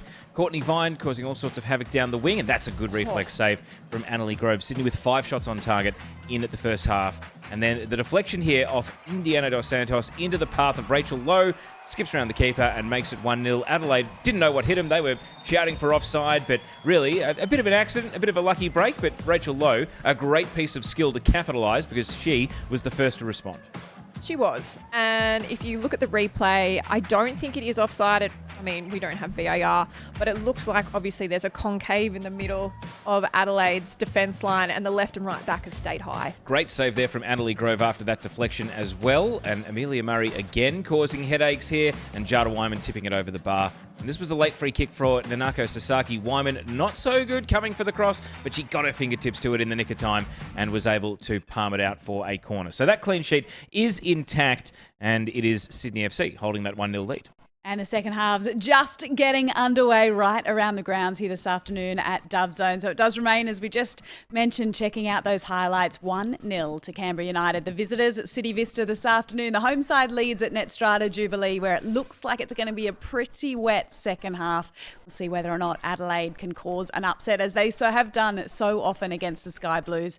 And Teo, as we didn't see the highlights from the first half, let's dive back into the number 2 sports ground to begin with. It's 1-1. The Jets up against the Knicks. Wellington scored first, but the Jets absolutely celebrating going into halftime level. Yeah, Lauren Allen's equaliser cancelling out the headed opener from Marissa van der Meer. So as things stand, Newcastle would be moving to 12 points. Wellington would be moving to 10 with the game in hand. Wellington, though, in that battle to avoid the wooden spoon and a far bit of goal difference as well. Let's not forget Newcastle minus 28, Wellington minus 10. And as things stand, this result would also ensure that Brisbane Roar can't get dragged into a 3-team race to avoid the wooden spoon. If today's game finishes in a draw, Brisbane will be guaranteed not to finish on the bottom of the ladder. So some good news for the Roar at least, given that they currently sit 9th on the table. And at the moment, Raleigh, just taking a look at the lineups that have taken the field for the second half, no substitutions as yet. But I do wonder, in the second half, what minute will Tara Andrews be brought on? It'll no doubt be an emotional lift to the team as she comes on to play her final home game in front of the Jets fans. And I guess it's a little bit of a shame that unless she has a scoring streak at the end of the season here, she won't quite get to 50 career A-League women's goals, but 129 appearances, 45 goals, Jets all-time top scorer by a huge distance. It'll take 3 or 4 seasons, if not closer to 10, for one individual to chase down that sort of a tally from Tara Andrews. And at 29 years of age, stepping away, it's a goal. Wellington have scored a goalkeeping error. It's going to be disallowed for offside. It's been disallowed, and Emma Ralston perhaps ran through the goalkeeper's line of sight there. Anastasia Philokaritis is the assistant referee. Well, that's a lucky let-off for the Newcastle Jets there. My heart is like in my throat right now because we were just having a casual conversation. I thought that it was just a simple pick-up there. But look, I feel that's a warning for the Jets. That's their warning now that, Wellington have this. They're going to make the runs in behind. The Jets don't particularly have the quickest back line in the competition. And they do play quite flat. So it's time for them to shine. But back to Tara. She's carried a lot for this club. She's chosen to stay with them when she could have gone to, she's had offers from multiple clubs and she wanted to stay home. She's got an amazing family as well. I can't wait to see her, come onto the field and what that moment is going to be like for her. And I hope Claire Coelho also gets that opportunity as well. Is this maybe an unintended, as we see Wellington in behind again, dangerous, got to clear away the Jets. This game doesn't want us to chat, Riley. No, it doesn't. It wants us to talk about the action on the pitch because here goes Grace Wisniewski. This is a weaving run and is dispossessed. And Newcastle are resisting here, but you feel as though Wellington are turning up the heat and a foul will get Newcastle out of trouble here. But is this perhaps an unintended consequence of the players that have juggled a day job and a career for their, Tara Andrews debuted as a 16-year-old back in 2010. So she's 29 now. She's been in the league for 13 years, but has obviously had to, get educated, hold down a day job and sort of juggle football and the outside world. The players that are going to come through the 22-game season, maybe 52-week-a-year contracts in the near future, there's the disallowed goal again for Wellington, but is an unintended consequence that the players that built careers and lives for themselves are actually going to have to step away because it is too much of a shift to go to being a full-time footballer in your mid to late 20s. It is. What people don't realise is the competition, and it did not until season 10. There was no minimum wage. So most players were playing for the love of it, which we got thrown at us a lot as female players. You're not there for the money, you're there because you love the game, and that was always a slap in the face. But Tara is an engineer. You've got Claire Coelho, who is a lawyer. You've got Beattie Goad at the moment now, who's now training to be a doctor. You've got females who went, you know what, I need to be independent and be able to financially stand on my own 2 feet. And it is exhausting balancing, competition, pre-season, being a professional athlete, and then having to work a full daytime job. With that said, when this... We do need to move on, but we might come back to this. But when this league is a 52-week-a-year full-time employment opportunity for the players, I don't think it's going to matter that it skews young or that our best go to Europe, because it's still going to be a really great environment to produce really good football. 100%. And the girls will... I'm grateful they will never have to know, those girls that have to do that they get so fortunate to do the 52-year season. I'm so grateful and they're very blessed to not know what the originals did to get the change and to get it there. Because, would we change it? No, because we've got the memories and everything for it. But the hard slog that was done to get it to where it is, these girls deserve so much more than just, a 20-minute send-off. Michaela Foster, the deadly left foot, puts that into the side netting. False alarm. Perth Glory take on Melbourne City tomorrow in the Liberty A-League. Both Melbourne teams in action tomorrow. And the Perth Glory coach, Alex Apakis, has been good enough to join us on Dub Zone this afternoon. Alex, lovely to chat with you, match day -1. Thank you so much for coming on the show. Can I ask you where the finals football starts now for Perth? Is this a case of nothing but wins will do from here? Yeah, firstly, thanks for having me. And yeah, look, ultimately to answer your question, we're desperate to try and finish in that top 4 position, and we've got to make sure we do the job on our end before we worry about the results that are happening around us as well. What discussions do you have with your players about that? What does the talk look like in the lead up to this weekend's game, and indeed the couple of catch-up games that you have next week as well? Yeah, it's a great question. Look, we obviously started a little bit slow in the first opening rounds, and we've made an effort to make sure that the focus is on us leading into each game. We know what we're capable of, and as I said, I know where we want to be as a team, and that's in the top 4 and competing with the best teams come the end of the season in that final series. But I think ultimately, as much as we want to be there, there's a level of an impetus on us where we just have to make sure we do our business and we get the results done, and the rest can potentially take care of itself as a byproduct of us doing well. Alex, one of the prevailing narratives all season has been that this is year 3 of 3 for the initial appointment that you were given. You came in and took over a team that has gone through so much with squad turnover, then COVID and playing away from home. Do you feel as though this is the first year that you've actually had a real fair crack at the job? Yeah, I think that's a fair statement, mate. The first season I came in quite late, but sort of since then I haven't looked back, and the group and the team, we've certainly gone on a journey. And look, as I said, we'd like to achieve what we'd like to achieve this season, but nonetheless, I've really enjoyed the opportunity this season to have more home games and spend some time in the city and really immerse myself within the club as well. And I think the players in particular have really found playing at home more often a big part of what we've been doing in our success. It was hard last year not playing in front of a support group, and we just sort of had to fend for ourselves. With that said, it is year 3 of 3 for you. What does your future hold? Are you going to be back at Perth next season? Look, I think ultimately we're on a really positive trajectory, and I really enjoy and value working with the players and staff that I do currently work with. I think these things have a way of working themselves out when you work hard and you commit yourself to something.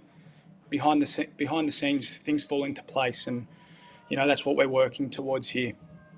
One thing that has certainly captured the interest of the country is the level of scouting that Perth has done and the recruiting you've done out of the different NPLs. But just for the sake of what's going on in Western Australia, I understand you are quite hands-on in what's coming through the pathway for young West Australian players. What is it that state needs to do to keep contributing more players to the National League? Of course, Sam Kerr came through in WA, but since then, Hannah Lowry's there. There are some other youngsters, but for the most part, it's not like it's a huge production line out of West Australia at the moment. But what is going on at grassroots level, or maybe at that jump from NPL up to A-League Women's, that you are looking for in order to get more West Australians into the league? Yeah, it's another top question, and that's something that internally we have those discussions, about quite often. We want to get to a utopian level where the majority and the core of the group is a West Australian base. But the thing, player development takes time, and I think ultimately when you've got pathways and programs in place, you've got to give these things time to breathe and come to fruition. And I've got a role to play in that, and making sure that I contribute to the grassroots and the community beyond just the context of Perth Glory. And hopefully through that and through the expertise and the upskilling, and we're able to develop more players. But the reality is, we certainly would like more. I believe, and don't quote me, but I believe outside of Perth Glory, we may only have 3 or 4 current professional players playing outside of Perth Glory that are from WA. One of those being Sam over in the UK. So there's just not enough. And I think if we're all committed to sort of trying to achieve more in that area, it's something that we're definitely capable of, because the best players that are coming through WA are just as good as any. And, I'm really passionate about making sure that I leave somewhat of a legacy where there's a talent pool of not just players, but also coaches. I love that, Alex. It's great to give these Western Australian players people to look up to who are killing it in your state and just making a name for themselves as well.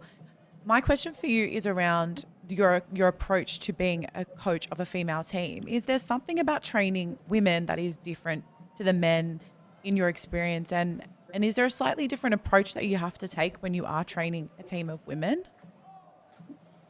It's a good question as well. I think ultimately I view my role as working with footballers and working with people. My approach doesn't change too much. I think the reality is, if you surround yourself with a good staffing group, you're able to communicate differently across the group, and you've got different staff that can assist with different parts of the teaching process and the coaching process.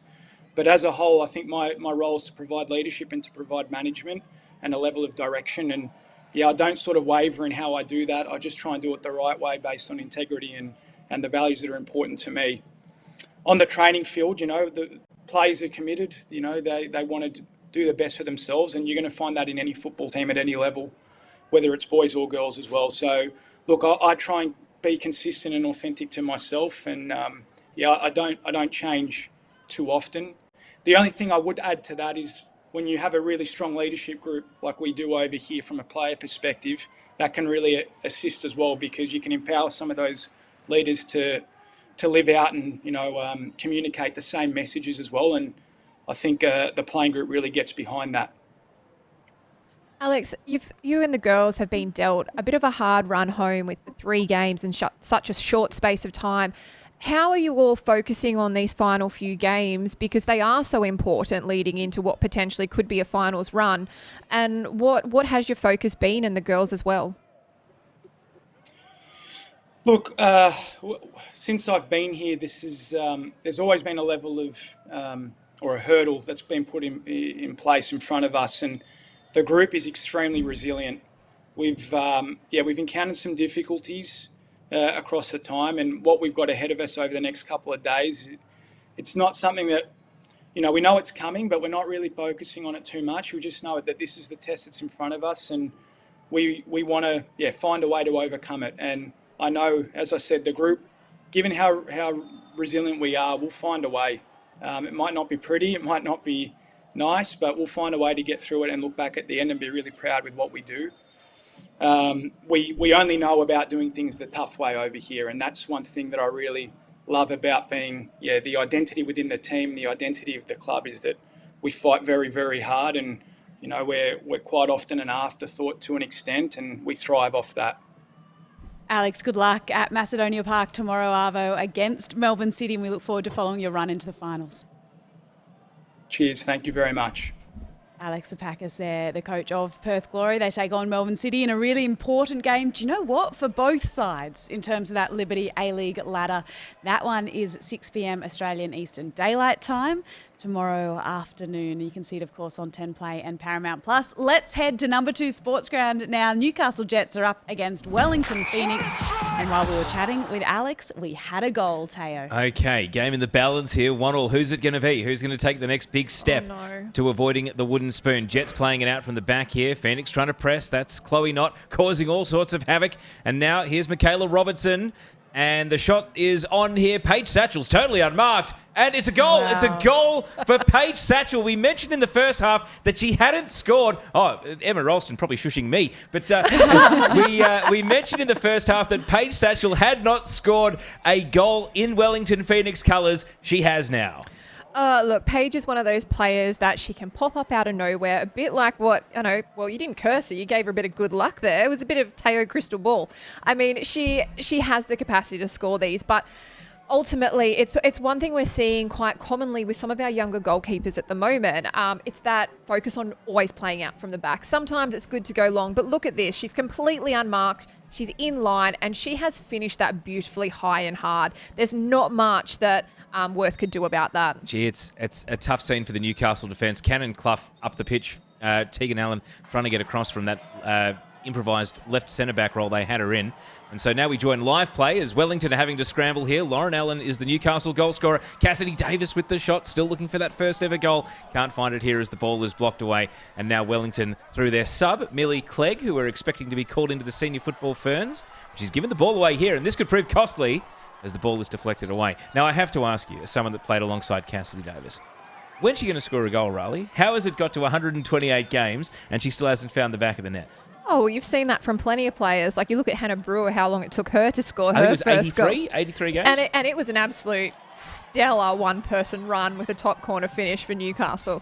Oh, look, Cass has been... Does she score much in the NPL? Like, does she just never score goals at any level of football? Look, well, she's played in Sydney a lot as well. So when you're playing... Own goal. Jets are level. It looks as though it's been deflected in. Sorry, Riley. No, it's happened again. It's 2-2, and the Wellington Phoenix are trying to get their heads up and take the kick off, but it looks as though that might be Kate Taylor who's turned it past the keeper. I don't want to take it off the striker, but I'm pretty certain this is an own goal. It was brought down.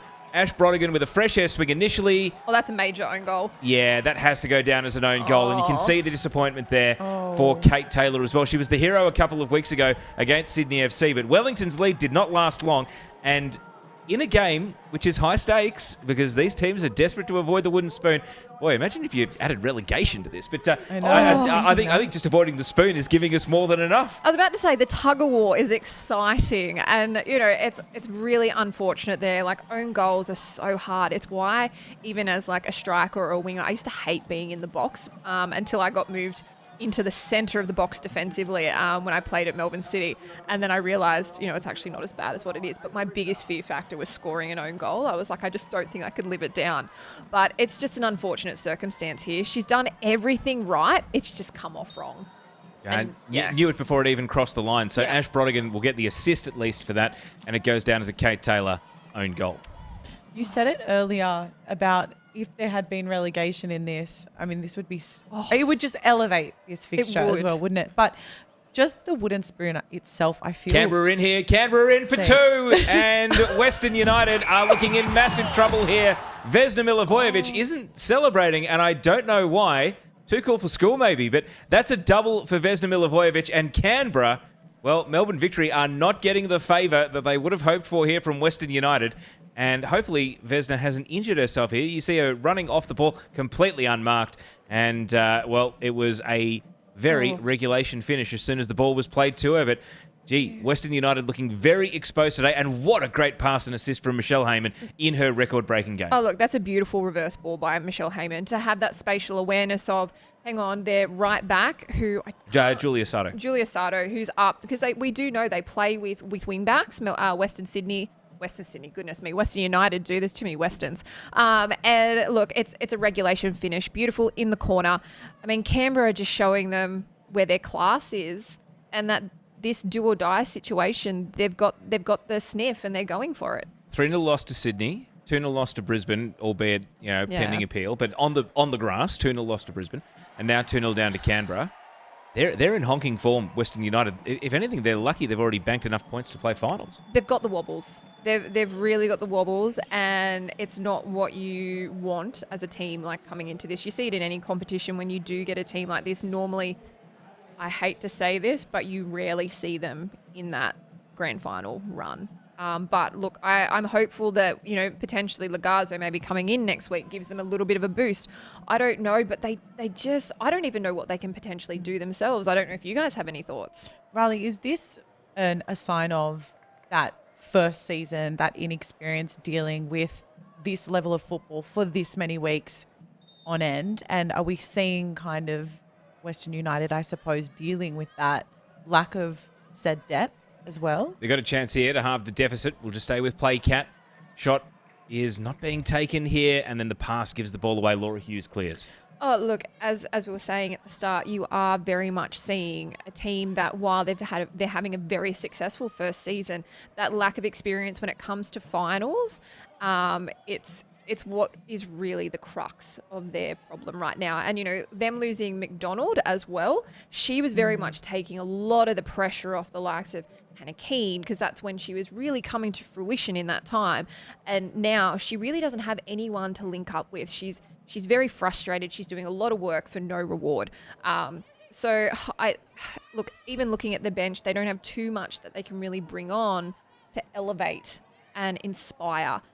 Which is sad, but you never know. And I'm feeling for them at the moment, but this is the reality of sport. Here's a shot now, and Jacqueline Sawicki, I think, looking for her first ever goal. But the goals haven't stopped here, Neve. We're going to head back to Net Strata Jubilee now. It is Sydney FC up against Adelaide United. Sydney FC with a 1-0 lead heading into this moment, Teo. All right, corner kick from Mackenzie Hawkesby. We know that they can be dangerous. It's a big scrap and scramble, and Nat Tobin pops up for her annual goal.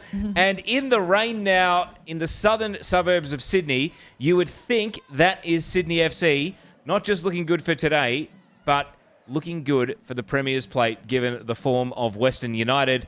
And regardless of all the permutations with appeals and counter appeals and lawyers at 10 paces, out there on the grass, Sydney FC's form is undeniable. And that's a great finish from Nat Tobin. Oh, look, you love to see a defender score a goal, even if it's a scrap in the box. All you have to do in those moments, a lot of the time, is just hit it hard. And being a defender, we know with Nat Tobin, she is completely able to do that.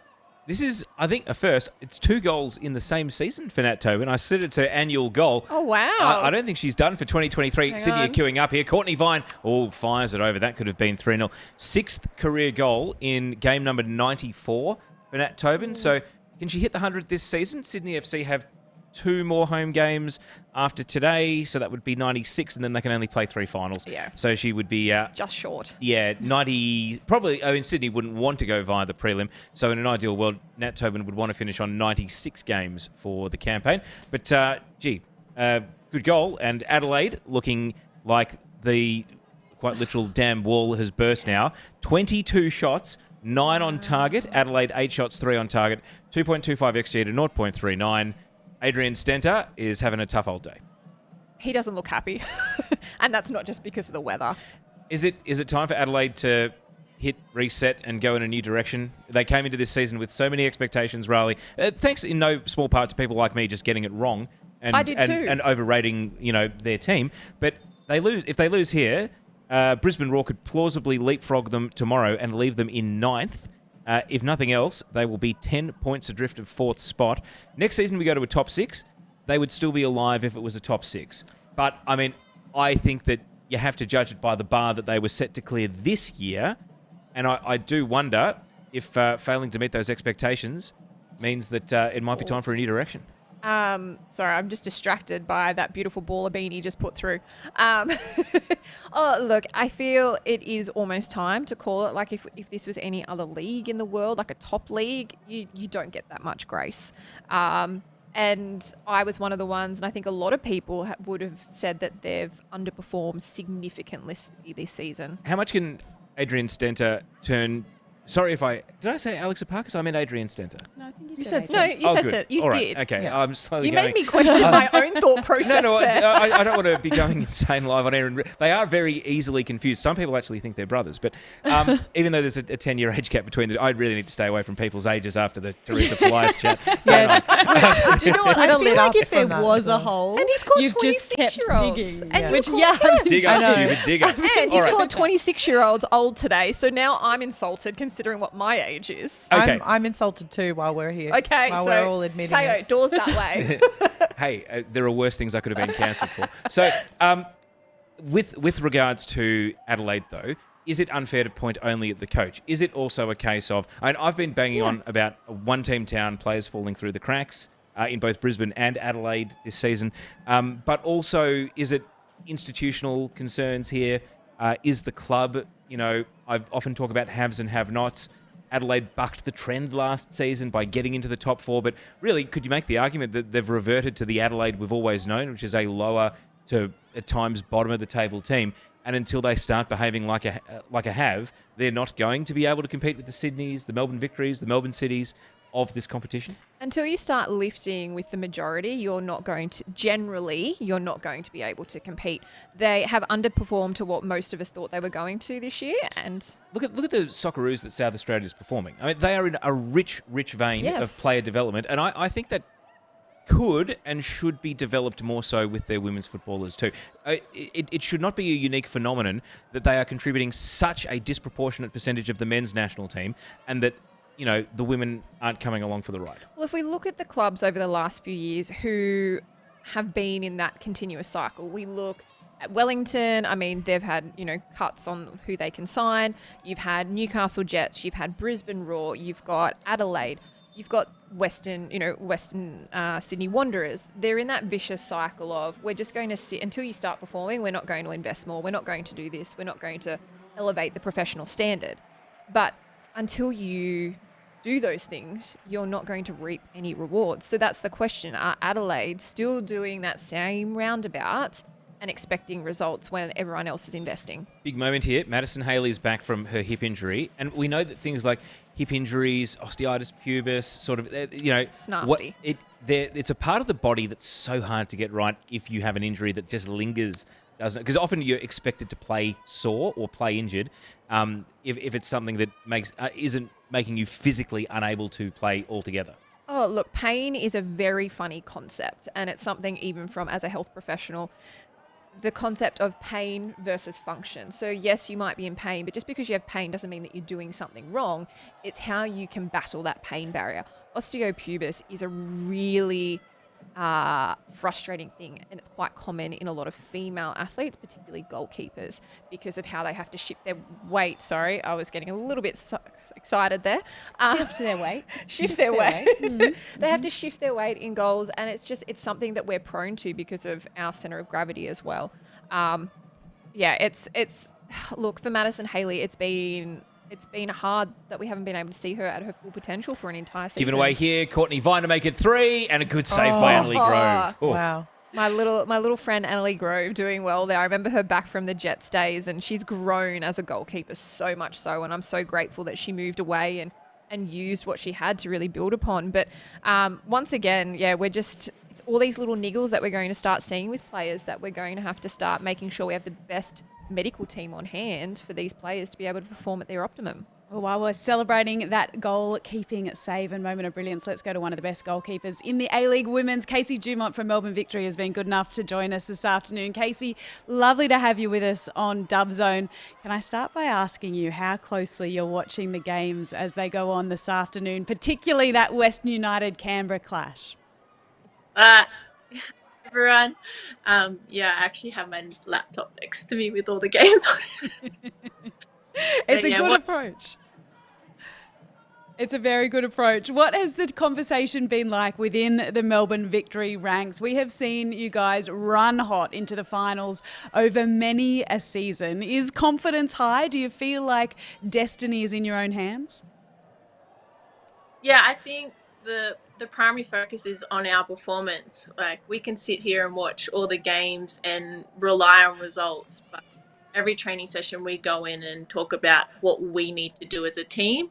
And I think that really helps with us leading into finals, and it's shown in previous seasons. Like, look at last season where we had that 7 games in 21 days.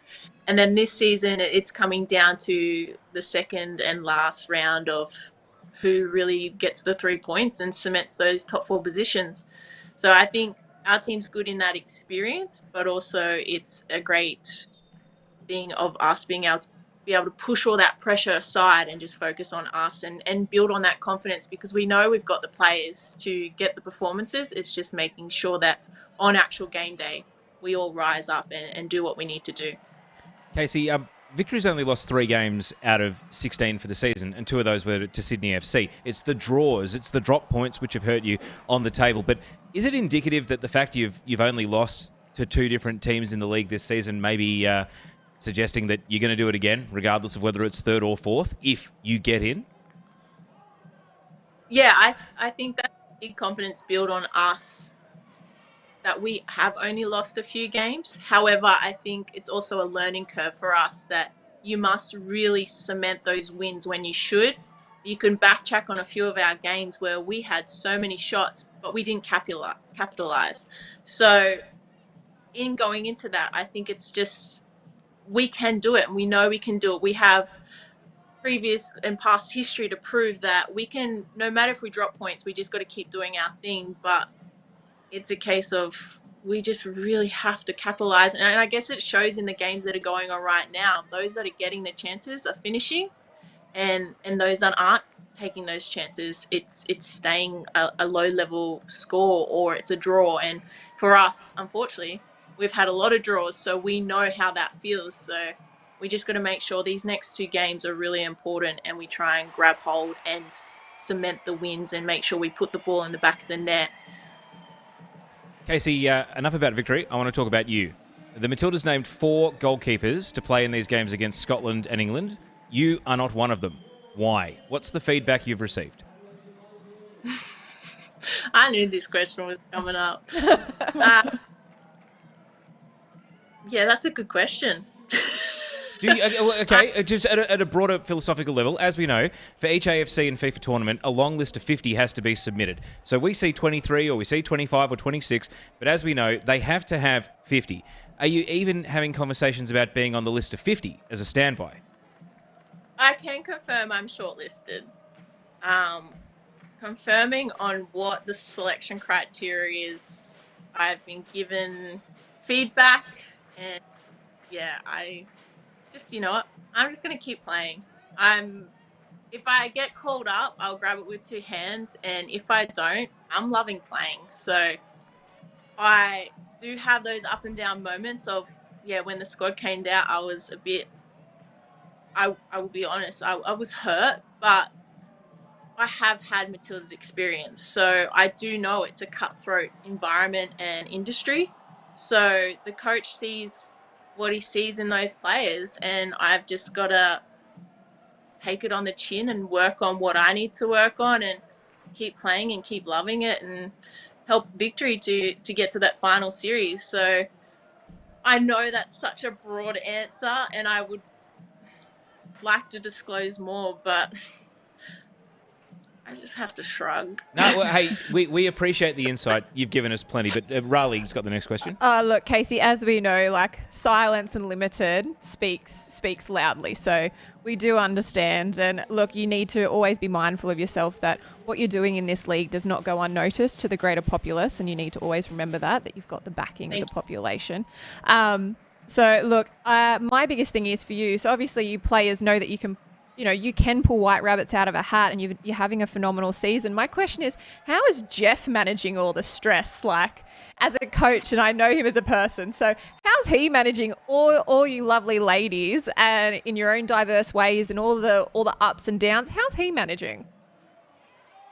Oh, don't get us wrong. Obviously, everyone has stressful moments, and I'm sure we've made him pull his hair out multiple times. He's gone home and been so frustrated and chatted to Deb and had to vent multiple times. But the best thing with Jeff is he will watch the game back 3 or 4 times and pick on the little things that we need to improve on and pull us aside individually, but then also as a team, and reflect on what we should have done better, but also what we did good. Because unfortunately, even being a player, we always look at the negatives and multiple negatives. But the best thing with Jeff, even when there is a negative result or we're not happy with our performance, he knows we're already doing that reflection. So he's able to grasp on those positives and be like, hang on, take a step back, look at why you're here, look at how good our team's going when we do things right, but also how much adversity and resilience you are showing by making sure each week you're going out there and having a clean slate and setting the standard again. Or if unfortunately we do not bring it, what do we have to do the following week? And he's really good in making sure he reminds us that every single day, every single week, because yeah, the season used to be short, that it was a case of you just have to perform every week no matter what. Whereas now, since it's grown, it's a fact of like, let's get consistency and build you as a player to make sure you're doing the right thing for the team.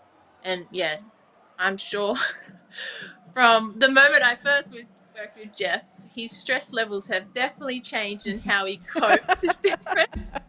But he still comes in every day and makes sure that he's there for the team, and what he needs to put aside, he does, and then what he needs to address, he does as well. Casey, just to echo Riley, we've brought you up so many times on Dub Zone as such a talent, and we want to see you on that Matildas lineup as well. But going back to that conversation earlier, obviously it's difficult when you don't see your name on the list, or you know there's a lot to kind of overcome mentally when there are setbacks of that nature. How do you as a player show up time and time again and play the way that you do when sometimes you don't necessarily get the call up, or there's something that pushes you to feel a little bit negative? I guess as advice to players who want to do what you're doing, how do you overcome those setbacks? Really good question. Thank you. I think with experience, I've grown in that department massively. So when I was a lot younger, I used to take it to heart so much more than what I do now. I think because I've shown the resilience of, you know what, I'm just thankful I'm playing it still. I think a lot of players forget that, like, this is a career, this is my job, and the positives that come from that and the people I've met along the way has helped those negative moments, I suppose. But also too, it's made me a much more confident person in my personal life, in that I know how to switch my mind from that, taking a hit, to be like, well, I'm going to prove you wrong, but also, okay, you might not like what you see, but I'm helping my team, and that's what matters in the end. Because that's what you sign up for. My contract indicates that I'm playing for Melbourne Victory, so I'm going to live and breathe for Melbourne Victory. So with that aspect of, yes, it hurts not getting some of the rewards you think you should get, or that are in reach and you want to grab with, but unfortunately the decision's not in your hands. But I think it comes back to then, well, I need to go back and think, well, what can I make good, and what can I grab and show and make the answer of, you know what, I deserve that. And that's by, well, I make sure I play good for my team. I make sure I feel happy and smiling while walking off the pitch and enjoying that I've had a good game and I've helped the team get the performance that they need. But also to, I could play for any team, I could play for a national team, or I could not play at all. If I'm not happy within myself, what's the point? And by playing regularly, by playing good and enjoying trainings and still being able to play. I've had so many knockbacks that, yeah, the negatives, they come and go. You just got to make sure you keep building on those positives and keep grabbing hold of what you can. And a few things I can't, so I change my mind and go, okay, well, what can I control? And that's by still playing good for victory and making sure that I perform. But not only that, I am classed as one of the veterans of the league. So how my response is could make one of the younger girls understand, well, okay, plan A's not worked. How can I work on plan B? Because plan B might turn into plan A and I might then get noticed, or I will grow and get an overseas contract, or I grow it as a person myself. So I think you got to really reflect on how you respond. And don't get me wrong, I have the days where I think anyone has it and you explode or you cry, you show every emotion you can, but it's how you pick yourself up from that. And it's the next response. Wow. So it's what you do next in knowing, well, am I going to better from that response, or am I going to keep digging a hole? Because I've been in that hole before and it's very hard to get yourself out of. And I guess I never want to be there, but also there's so much to life. There's so much to soccer. There's so much to everything that negatives come and go. It's how you respond to it in what the path happens after that. Casey, thank you so much for sharing your insights with us on Dubzone the Savo. We love watching you go about your business. Good luck against Brisbane Roar tomorrow. Thank you very much. Have a good one. Casey Dumont from Melbourne Victory joining us on Dubzone this afternoon. And while we had that chat with Casey, we had goals galore across our 3 simultaneous games on Dubzone this afternoon. So let's have a look around the grounds at how those scores stand. At number 2 Sports Ground in Newcastle, the Jets, Teo, have scored another goal. They are up 3-2 over the Knicks. Canberra have bagged another against Western United as they push hard for that spot in the top 4. And Sydney FC have scored again against Adelaide United. So it is all happening. Let's start with Canberra United and their 3rd goal this afternoon, Teo. Okay, Grace Maher on corner-taking duty with an in-swinger, as we know. This is the wind-assisted end. Michelle Heyman, 1 assist already, cleared by Sydney Cummings. And this is Cheng Shu Wu putting it in the bottom left corner. 2nd goal of the season for their Chinese import, Cheng Shu Wu. Tell you what, that could be an X-factor in getting Canberra into the finals. Look what it means to her as well. It's been a tough season. She's been dropped a couple of times, had that facial injury as well, which meant she had to wear the Phantom of the Opera mask. But the mask is off, and Cheng Shu Wu has made it 3-0 to Canberra United. All right, up to Sydney FC. Everything is rolling downhill for them now. Madison Haley, we mentioned her coming back from injury. Here's Princess Abini. Just the freedom of the pitch to roam into the area. Do as you please. The cutback's on Princess. Who are you going to pick out? And it's Mackenzie Hawkesby. Thanks and success. So that's 3-0 to Sydney FC. And Mackenzie Hawkesby just trying to G her teammates up. They are absolutely sailing towards the Premier's plate on current form. And Princess Abini gets another assist to her name. Adelaide, sadly, it has not been their day. And that is a very comfortable goal there for Mackenzie Hawkesby. All right. We mentioned it earlier. Cassidy Davis had gone 127 consecutive games since debut without scoring. Well, take her off the list because she's involved in the build-up here. Neat little 1-2 with Murphy Agnew. Return pass.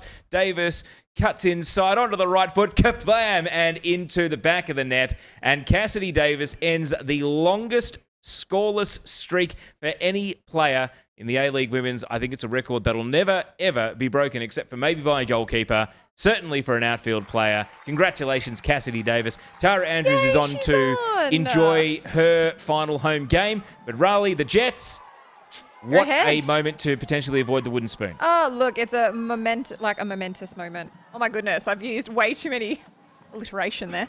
Oh, look, and now we've got Tara on, which, you know, it's such a special moment. I will admit I'm pretty unhappy that she's been subbed on so late in the game for someone who is so amazing for this club and has done so much and sacrificed so much.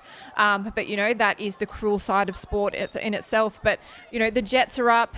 You know, they've only got probably about 3 minutes of extra time.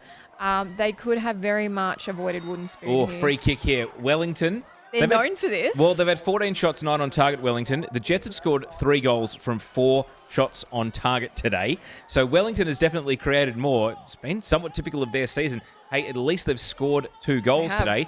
Can they make it 3-3, though, and set up a blockbuster finish? A draw is probably advantage Wellington avoiding the spoon. 5 additional minutes. Charlotte Lancaster wasting no time, guiding the free kick into the box. The header's up and away. And it looks as though the Jets will get a shallow clearance initially, but Lauren Allen's off. Yeah, Lauren Allen is quick and is going to got some pace to burn. Hit that ball to her own advantage and sweeping out into open space. Oh, that header was absolutely vital. Otherwise, the Jets had 2 players streaming into the penalty area. But, well, Wellington are just going to go for it here, and that could leave them vulnerable on the counter-attack. Murphy Agnew can't run onto that pass, and it's picked up by Brianna Edwards. But, well, the scoreless streak is over, Riley. We talked something into existence once again. Twice today. Yeah, and it was on the anniversary again too. You talked it into existence last time. The proposal, everything. The magic I do of love, Teo. Teo, that you've brought that up. We often mention the crystal ball. You've spoken about Cassidy Davis, and do you know what? She has given the best possible response. I mean, it's great, though, because she's been foiled by some amazing saves. She's hit the post and the crossbar at least a dozen times over the course of those 120 games. And the monkey's off the back. And what a way to do it. I mean, if this goes down as, fumble here. It might not go down as a match winner just yet. Gee, heart and mouth stuff. It's going to be a long 3.5 remaining minutes of additional time here. Oh, look, you get it. You just keep the ball. That's what you've got to do. A lot of people just play kick and chase in these moments. Just keep the ball, maintain possession, still try and play the game. And look, you're generally safe that way. The other 2 games are 3-0. There's 6 additional minutes down at City Vista, but it's 3-0 Canberra there. They are going to win, and Sydney FC have only 3 additional minutes. That game is about to go full-time against Adelaide United. So this is the live game here, the battle against the wooden spoon. It's been the most open and freak scoring. It's been a lot of fun, this one. Nothing less than you'd expect, and the Wellington Phoenix are desperate not to go home on the losing team. And it was Kat's call. She said this was going to be the game of the round. I just felt like a bottom-of-the-table clash. There's nothing to lose. Yeah. There's only points to gain. Yeah. Ash Brodigan here is not taking it to the corner, was trying to twist the ball back and get Newcastle a fourth, is going to play it to Agnew on the overlap, and look at the speed. It might be stoppage time, but Murphy Agnew is still going, and Edwards turns it behind for a corner kick, and the Jets. Now, Raleigh, do you keep the ball in the corner? No. Go all out. Give Tara her send-off. Let her go for a heading goal, which she is well known for. All right, Give her the moment. Full-time whistle at Kogarah. 3-0 Sydney FC against Adelaide. So Sydney FC looking good for top spot and the Premier's plate as things stand. So here comes the corner. Newcastle it in. Not committing too many numbers forward, but look out for that number 9 there in the penalty area. Is the ball even going to arrive, though, or are they going to keep it in the corner? I just did my absolute pet hate, short corners. And Cass Davis caught in possession and has to foul Show Chloe her the Knott. cheese. That's a foul. So now Wellington trying to go end to end. They hurried that free kick. It was a little rushed and hectic, but Chloe Knott gets another chance. 2 minutes of additional time to go now, so the Phoenix are going to have to execute well. As the ball goes down the right side, Ava Pritchard here cutting it in. Millie Clegg is on the spin and coming across, well defended by Chloe Wallando, the youngster, the 17-year-old. Great defending, and Newcastle are able to scramble it away up to the halfway line only. Tense finish at number 2 Sports Ground, Riley. The home fans will be loving this. Oh, they'll be getting an absolute kick out of it. I wish we had sound. You'd probably hear the drums from the support crew. They'll be ecstatic, and look, the girls will be as well. But look, it's given us generally a lot to talk about, hasn't it? So last minute now, Kate Taylor scored the own goal, which made the score 2-2 earlier in this second half. Long pass has been intercepted. Wallando again is able to drive it away, but that's just volunteering possession right back to the Phoenix. They're going to commit plenty of numbers forward here, but that's not the best pass. It's not what Kate Taylor needed. And so Lauren Allen is able to bomb away. And this is all precious seconds off the clock because the ball eventually finds its way out. And the referee is going to insist that Kate Taylor run back and take the throw another 5 metres further back. So this is it. They've got 30 seconds to go end to end to try and tie it up. Of course, Wellington do have Adelaide midweek, and they finish with Melbourne victory. So they will still get an extra game to try and avoid the spoon. But as things stand, it's Newcastle who are going to be pulling away and potentially leaving Wellington in last if they hold on to the win here. Ball is coughed up. Wellington still potentially dangerous, but the pass is squeezed a little skinny. And Georgie Worth here should just milk the clock and run it down to the expiry of the 5 additional minutes. It's going to go for distance on the kick here. And it's all on the generosity of the referee from here. Whistles in the mouth, and the Jets have done it. So in the week that Gary Van Egmond was confirmed, look at that, it's Cannon Clough's brothers there in the front row. They're loving it. Loving life. But in the week that they've confirmed their future coach permanently into the next season, they send Tara Andrews off a winner at home, and they take a big, big step to avoiding the wooden spoon with Cassidy Davis, the Iron Woman of the A-League Women's, scoring the winner 8 minutes from time. Newcastle improved to 14 points. Wellington on 9 points. Wellington are going to have to find a couple of wins from somewhere if they want to avoid the wooden spoon. So the Jets celebrating victory. Let's look at the closing minutes of this clash between Canberra United and Western United. Canberra in the box seat from the get-go at City Vista this afternoon, Teo. You just had a feeling with that news this week that they got their 3 points back from the win over Sydney in February, that they started with a spring in their step, and they very much believe finals football is a possibility again. And as we see Michelle Heyman here, on the day that Heyman has broken the game's record, there's a goal to go with it. That is the... Oh, is it offside? Does it count? Michelle Heyman is protesting, saying no to the referee. And it looks as though it's going to be disallowed, so all Heyman gets is cramp, not a goal. But this has been so emphatic from Canberra that if they can get the better of Melbourne Victory, hey, maybe even Melbourne City, Perth Glory right there as well, there's the tight call for the offside. They might well be thinking about, you know, could it be Western United waiting for us in a prelim final? But it's an important win for them, but I think it says a lot about where Western are at as well. I mean, I almost need to throw it out there. Have we seen Western United win for the final time this season? I think we mentioned a couple of the names that Western United have lost in the closing stages of this season in terms of Jess McDonald, in terms of Chloe Lagazo, who is coming back, but they've been without. And with players like that, Riley, goes a huge amount of experience and leadership in moments like this when you lose a few on the trot that help you get things back on track. And it's not even just that leadership, it's the pressure that they take off the rest of the players so people can do their job without feeling like they are weighed down. And people don't realise how big of a thing that really is. So the likes of Chloe Lagazo knows what pressure is like and how to carry that. And so is Jess McDonald. And what they provided within the squad, they haven't actually replaced. And that's where those gaps are within the squad at the moment and what we're seeing happen in games. When we spoke to Mark Torcaso right after J-Mac left the club, he said that a lot of the leadership qualities that she'd instilled within that team, she left behind, and he could see the influence of J-Mac on the girls. But has that much time passed now since she's left the team that they are kind of left to unravel a little bit because they are lacking in those leadership skills? Look, leadership skills and what the legacy that you leave behind is one thing. And you know, they're probably still there. But the biggest thing is what she contributed on the pitch from a physical playing sense. And that's very hard to replace given what her experience is and the role that she played within that team. I mean, Teo, you may be able to tell me, is there a player that has filled her spot to her capacity? No, not really. I think also in an attacking sense, that's probably where they needed someone like Harriet Withers, at least just to give them that extra attacking outlet. I think we've seen Hannah Keane isolated is now a real issue for them. They can't free her up to score the goals that she was earlier in the season. Their last game is Western Sydney Wanderers at home. We know that Wanderers, very tough team defensively, and they beat Western United. That was actually Western's first loss. So I think they're really hard up against it with this final home and away game. Maybe they'll just be hoping that no one catches them for second place. Oh, look, it's going to be a tough couple of weeks for them. And from a mental capacity, this is where it's not about the physical game, it's about the mental game. And whether you get, you know, your club psychologist in, you have a bit of a debrief. I know we did that at Melbourne City at one point in time. All the players came in, our psychologist came in. People they really underestimate what the psychological game can do for a team, particularly in a dark place like this. So we've had 3 simultaneous games wrap up here on Dub Zone this afternoon. Let's head to Netstrata Jubilee Stadium now, where Sydney FC got the win over Adelaide United. Nat Tobin scored a goal, and she's been good enough to join us on Dub Zone this afternoon. Nat, from the couch here, that looked like a dominant performance from a team that is charging into the finals. What did you think? Yeah, I think our first half was actually quite slow. Like we got a bit of a talking to at halftime. We really weren't hitting our passes.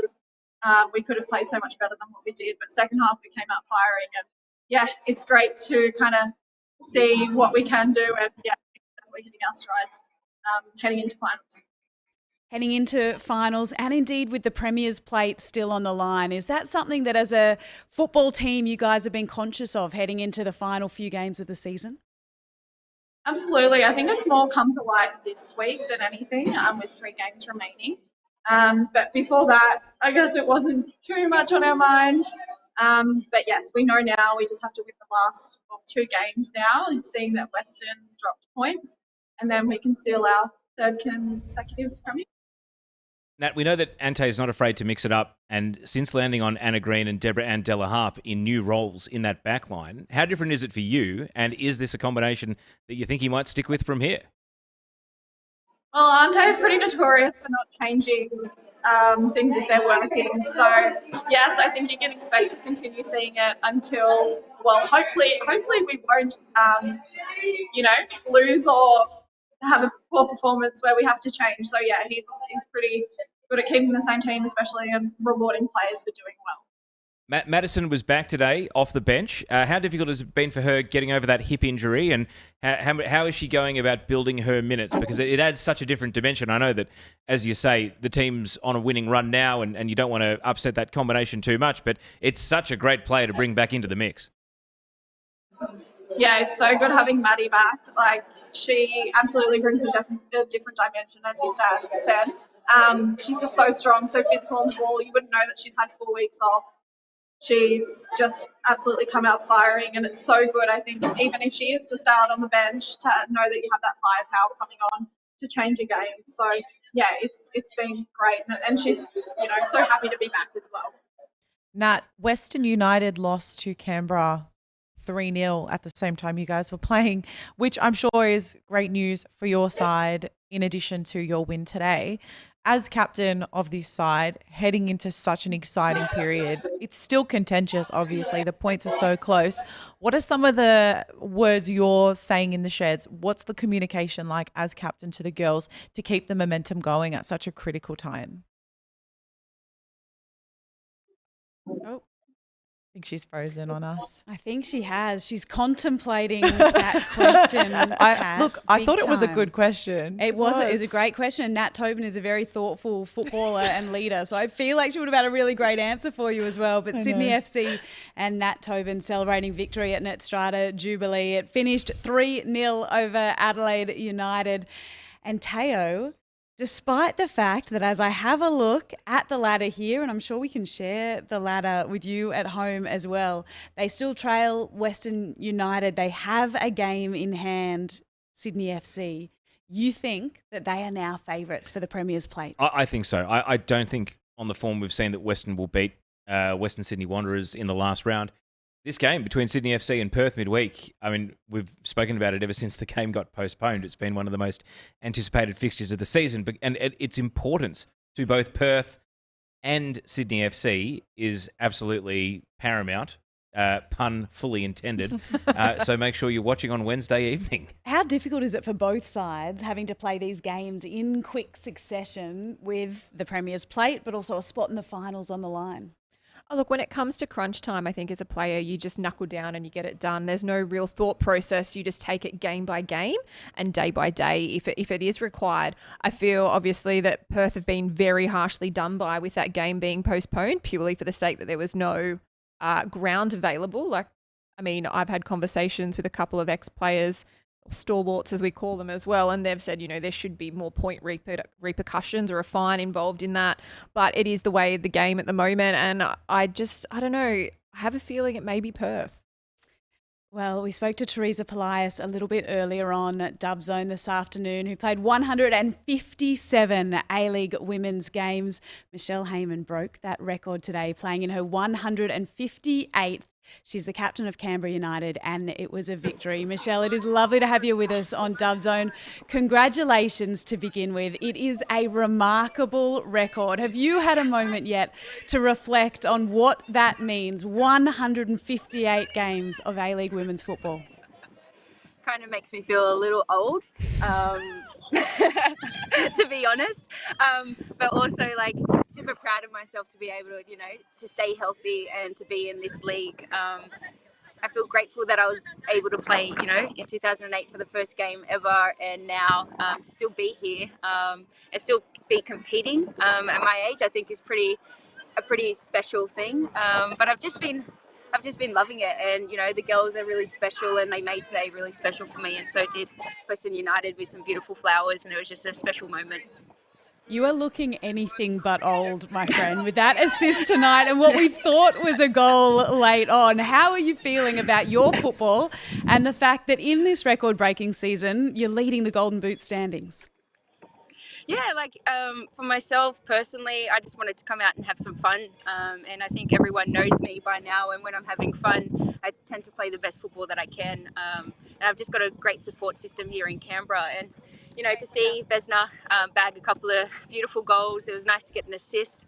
But I swear, I can't wait to see that replay. I was like, my calf started cramping on the last one too. So I was like, I wish he put the flag up a little sooner.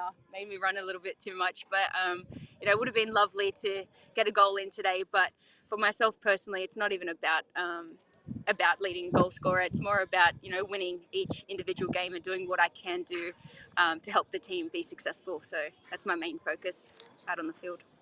Congratulations again, Michelle, on what is an absolute stellar career and plenty more to come. And after today's performance as well, how is it within the camp there with Canberra, knowing that you're pulling out, what has been this phenomenal comeback from middle of the season, and the performances that you guys are putting in? It's been incredible to watch. Yeah, we always knew from the get-go that we weren't going to start off the season firing. We were hoping to hit our strides round 6, round 7. And, you can see that we're finally starting to show who we really are in the last few weeks. I think this is week 8 now that we haven't lost a game. So for ourselves personally, that's our main focus, is to go in and try and win every half as possible. We will try and work as tough as we can, and we communicate really well in the field, and we really want to help each other every single time. So you can see that in the style of football that we play. We're a transition team, and we just try our hardest to go forward, break lines, and to do all that. But, I'm proud of every single one of the players in Canberra United, and, in the change room, it's really special because we're all really focused, and we really want this. And we want to show people that we can be in finals, and I think we can do this. And it's a really special moment. Michelle, last time we spoke to you on Dub Zone, you said you weren't expecting the phone call and you would just focus on your game. Are you at least in conversation, Tony G, Mel Andretta, are any of them at least telling you you're on the long list of 50 or you're on standby? Have you heard anything at all? I was shortlisted for this trip, but yeah, definitely it was a bit sad to open an email right before kickoff telling me that I didn't make the team. So they could have worked that out a little bit better for myself personally. But I'm putting my best foot forward, game in, game out. But my main focus is Canberra United. We want to make this club special like it used to be. We want to be in finals football every year. So it all starts from now. And I think for myself and the World Cup team coming up, I'm just putting my best foot forward, and that's all that I can do. I think the control's in their hand, and if they don't want to take me, then that's up to them. But I think if I can continue to keep pushing, scoring goals, and make a statement in this league, surely they've got to give me a go. Well, on the other issue of the week, the FA ruling that gave Canberra the 3 points back, they put the ball in the APL's court and said the APL has 7 days to appeal. What do you think is going to happen? Are you going to keep these points, or are we going to have... And you talk about being a transition team on the pitch. It's now just counter-attacks back and forth off the pitch. What's going to happen? Yeah, it's ridiculous. No, they're ours. They're our points. We're taking them. And we're not thinking anything other than that. I think, personally, it shouldn't have happened from the get-go. And I'm so grateful that we ended up getting our points back because we deserved them. And I don't think we personally did anything wrong in that situation. So I am extremely happy we got the points back, and fingers crossed in 8 days we're still running and we're still in finals football. We are loving watching the Green Machine in action and you in action as well. Michelle Heyman, thank you so much for joining us on Dub Zone. Thank you so much. Really appreciate it. Michelle Heyman, after playing in her 158th A-League women's game this afternoon. It is remarkable. I love her energy. It's incredible, Great energy. isn't it? And that Infectious. smile as well. She always plays her best football when you see her running around with that smile. In Newcastle today, Tara Andrews took to the field in the week that she announced her retirement from the Liberty A-League. The Newcastle Jets were taking on Wellington Phoenix. The Jets got the victory 3-2. We were dubbing it the Wooden Spoon playoff. And ultimately, Teo, we'll speak to Tara in just a moment's time, it was the Jets who converted enough opportunities to move a step further away from that spoon. Yeah, and this was a real ding-dong battle. Like, I mean, for starters, it's a come-from-behind win for the Newcastle Jets, which has shown great character from them. Marissa Vandermeer scored the opening goal. Equaliser came from Lauren Allen, but then the Jets were behind again early in the second half, and this time it was Paige Satchel. Bit of loose checking after the giveaway there, and you see the clock. It was still only early in the second half, and this lead did not last long for Wellington today. They'll be so disappointed that they didn't leave as winners. Never mind the fact that they lost the game in the end. Really bad luck here with the own goal for Kate Taylor. Ash Brodigan able to get the kind deflection, and then right at the end of the game, it was a first ever A-League women's goal for Cassidy Davis after 127 games without scoring. What a game, what a goal to win it. And thankfully, we are going to speak to the woman of the moment, to Tara Andrews, who said farewell to the home fans at Number 2 Sports Ground. She did. Both Tara Andrews and Claire Coelho announcing their retirement from the Liberty A-League at the end of this season. Tara Andrews, one of the Newcastle Jets greats. She's been good enough to join us on Dub Zone now. Tara, can I ask you about that announcement this week and then that win today? With those two things combined, how are the emotions right now? Yeah, they're pretty all over the place. Obviously, it's a pretty big call to make to call your retirement. You know, mixed emotions, happy, sad. All I asked the girls to do today was get the 3 points. So they dug deep, came from behind twice, and we got the win. And you know, Cass Davis got her first goal of her whole career. So it's a pretty good moment for a lot of people.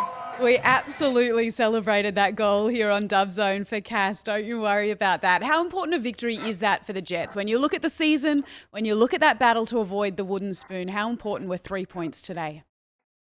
Yeah, obviously very important. And Wellington are obviously just below us. And if they, get a couple of wins, they could jump us and we could be last place. So that was such an important win for us to get, going into our last game. Hey Taz, so congratulations once again on obviously a stellar career with the Jets and now obviously with retirement coming up. What's next? What's next for you in terms of life after the A-League W? Yeah, I guess lots of different things. I'll still be playing football. I definitely can't stop completely, but I want to, try a few different sports. I'd love to give AFL a go, and I'm just looking to travel a little bit more too. So, hopefully get over to Europe later this year as well. So looking forward to lots of things. Tara, usually it's Teo who breaks the no sharing rule here on Dub Zone this afternoon. I can't believe you've helped him out with an absolute free pass there. Tara, looking back on your career, you burst onto the scene with that last-minute winner against Sydney FC from halfway. You've had 2 Matildas caps. You've played at the highest level and represented your country. But you've also had some great wins and 46 goals along the way. What stands out as your favourite memory now that you're right at the end of what's been an incredible journey in 13 seasons of playing? Ooh, it's a bit hard to put it down to one memory. The halfway goal, I'll obviously never forget. Obviously, playing for the Matildas, but I guess in terms of playing for the Newcastle Jets, I'd probably have to say the semi-final against Sydney FC a couple of years ago, where I scored the equaliser to get us into extra time. We didn't win, but I'll never forget that time. So my next question, Taz, is now that you're finishing up, we're all going to miss Ben at the games. So what's Ben going to do? We're going to miss him so much. Oh, I don't know if you guys obviously weren't at the game today, but he was very vocal today, saying put Tara on. So he'll probably keep coming to play, watch the girls play, but he'll find things to do. Look, we were cheering for you to get on earlier. It was something that I wanted for you very much. Yeah, Tara, thank you. Appreciate it. Well, I know Teo asked you about best moment, but if you could go back and play one of those games that you played in this incredible career of yours, what is one moment you'd go back to and relive?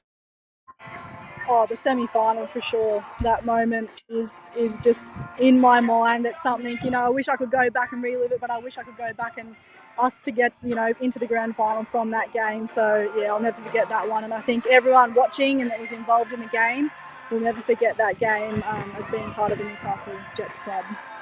Tara, congratulations on a remarkable career and a home win today in your final season of the Liberty A-League. Thank you so much for joining us on Dub Zone. Thank you very much. Tara Andrews from the Newcastle Jets joining us on what has been a crazy afternoon of Liberty A-League football. Let's have a look at the results and indeed what is coming up for you tomorrow as this season starts to get to the super pointy end. It is Canberra United who have jumped into the top 4. They had a big win over Western United at City Vista this afternoon. The Jets got it done in the Spoon playoff against Wellington Phoenix. Sydney FC beat Adelaide United and Teo is marking them down as favourites for the Premier's Plate now. And Teo, tomorrow, a couple of really big games in terms of finals football. Absolutely. Perth against Melbourne City, huge permutations for the top 4. Brisbane can be spoiler at Seabs as they go to CB Smith Reserve to play Melbourne Victory. That's how the ladder looks at the moment. Appeals pending and so on and so forth. But Canberra United in 4th for now, and that means all the pressure's on Victory tomorrow before kickoff. Do you know what it does? But also Melbourne City, when you look at the numbers there, Victory on 27, Melbourne City on 29. So a win tomorrow and all of a sudden Victory, who today drop out of the 4, could finish the weekend in 3rd position. I mean, it's wide open. That's what shows like Dub Zone are here for. It's what the games are here for. It's why we love this league. Even at the end of a tough week, the games on the field give you so much to be optimistic and excited about. And today delivered again. You threw out a poll early on, Kat. I feel like it would be remiss not to check in before we wrap. We must. We asked you guys who you would love us to interview in our final episode of Dub Zone for the season, which is next week. We threw a few names out there of people that we are yet to interview, with obviously the option of you also telling us who you would like to see. So let's take a look at that poll. It's Rojas. Hey, the voice. Is that the voice in your head? It's been fed into the voice in my head. Well, I can tell you. It is Maria Rojas. I'm pulling rank. We're getting Ellie Brush next week to say goodbye to her as well. I think we just get all 3. I think we get all 3. Yeah, why not? Yeah. Why not? Kayla Morrison was the other one Kayla as well, Morrison and she's a remarkable player and a great talker. So why don't we do all 3? We've got 2 big games coming up tomorrow as well. Do not miss them. Melbourne Victory take on Brisbane Roar, and Perth Glory, who are still fighting for a spot in the finals. They're up against Melbourne City at Macedonia Park. Teo Palazzeri, always an absolute pleasure. How many goals did you call this, Arvo?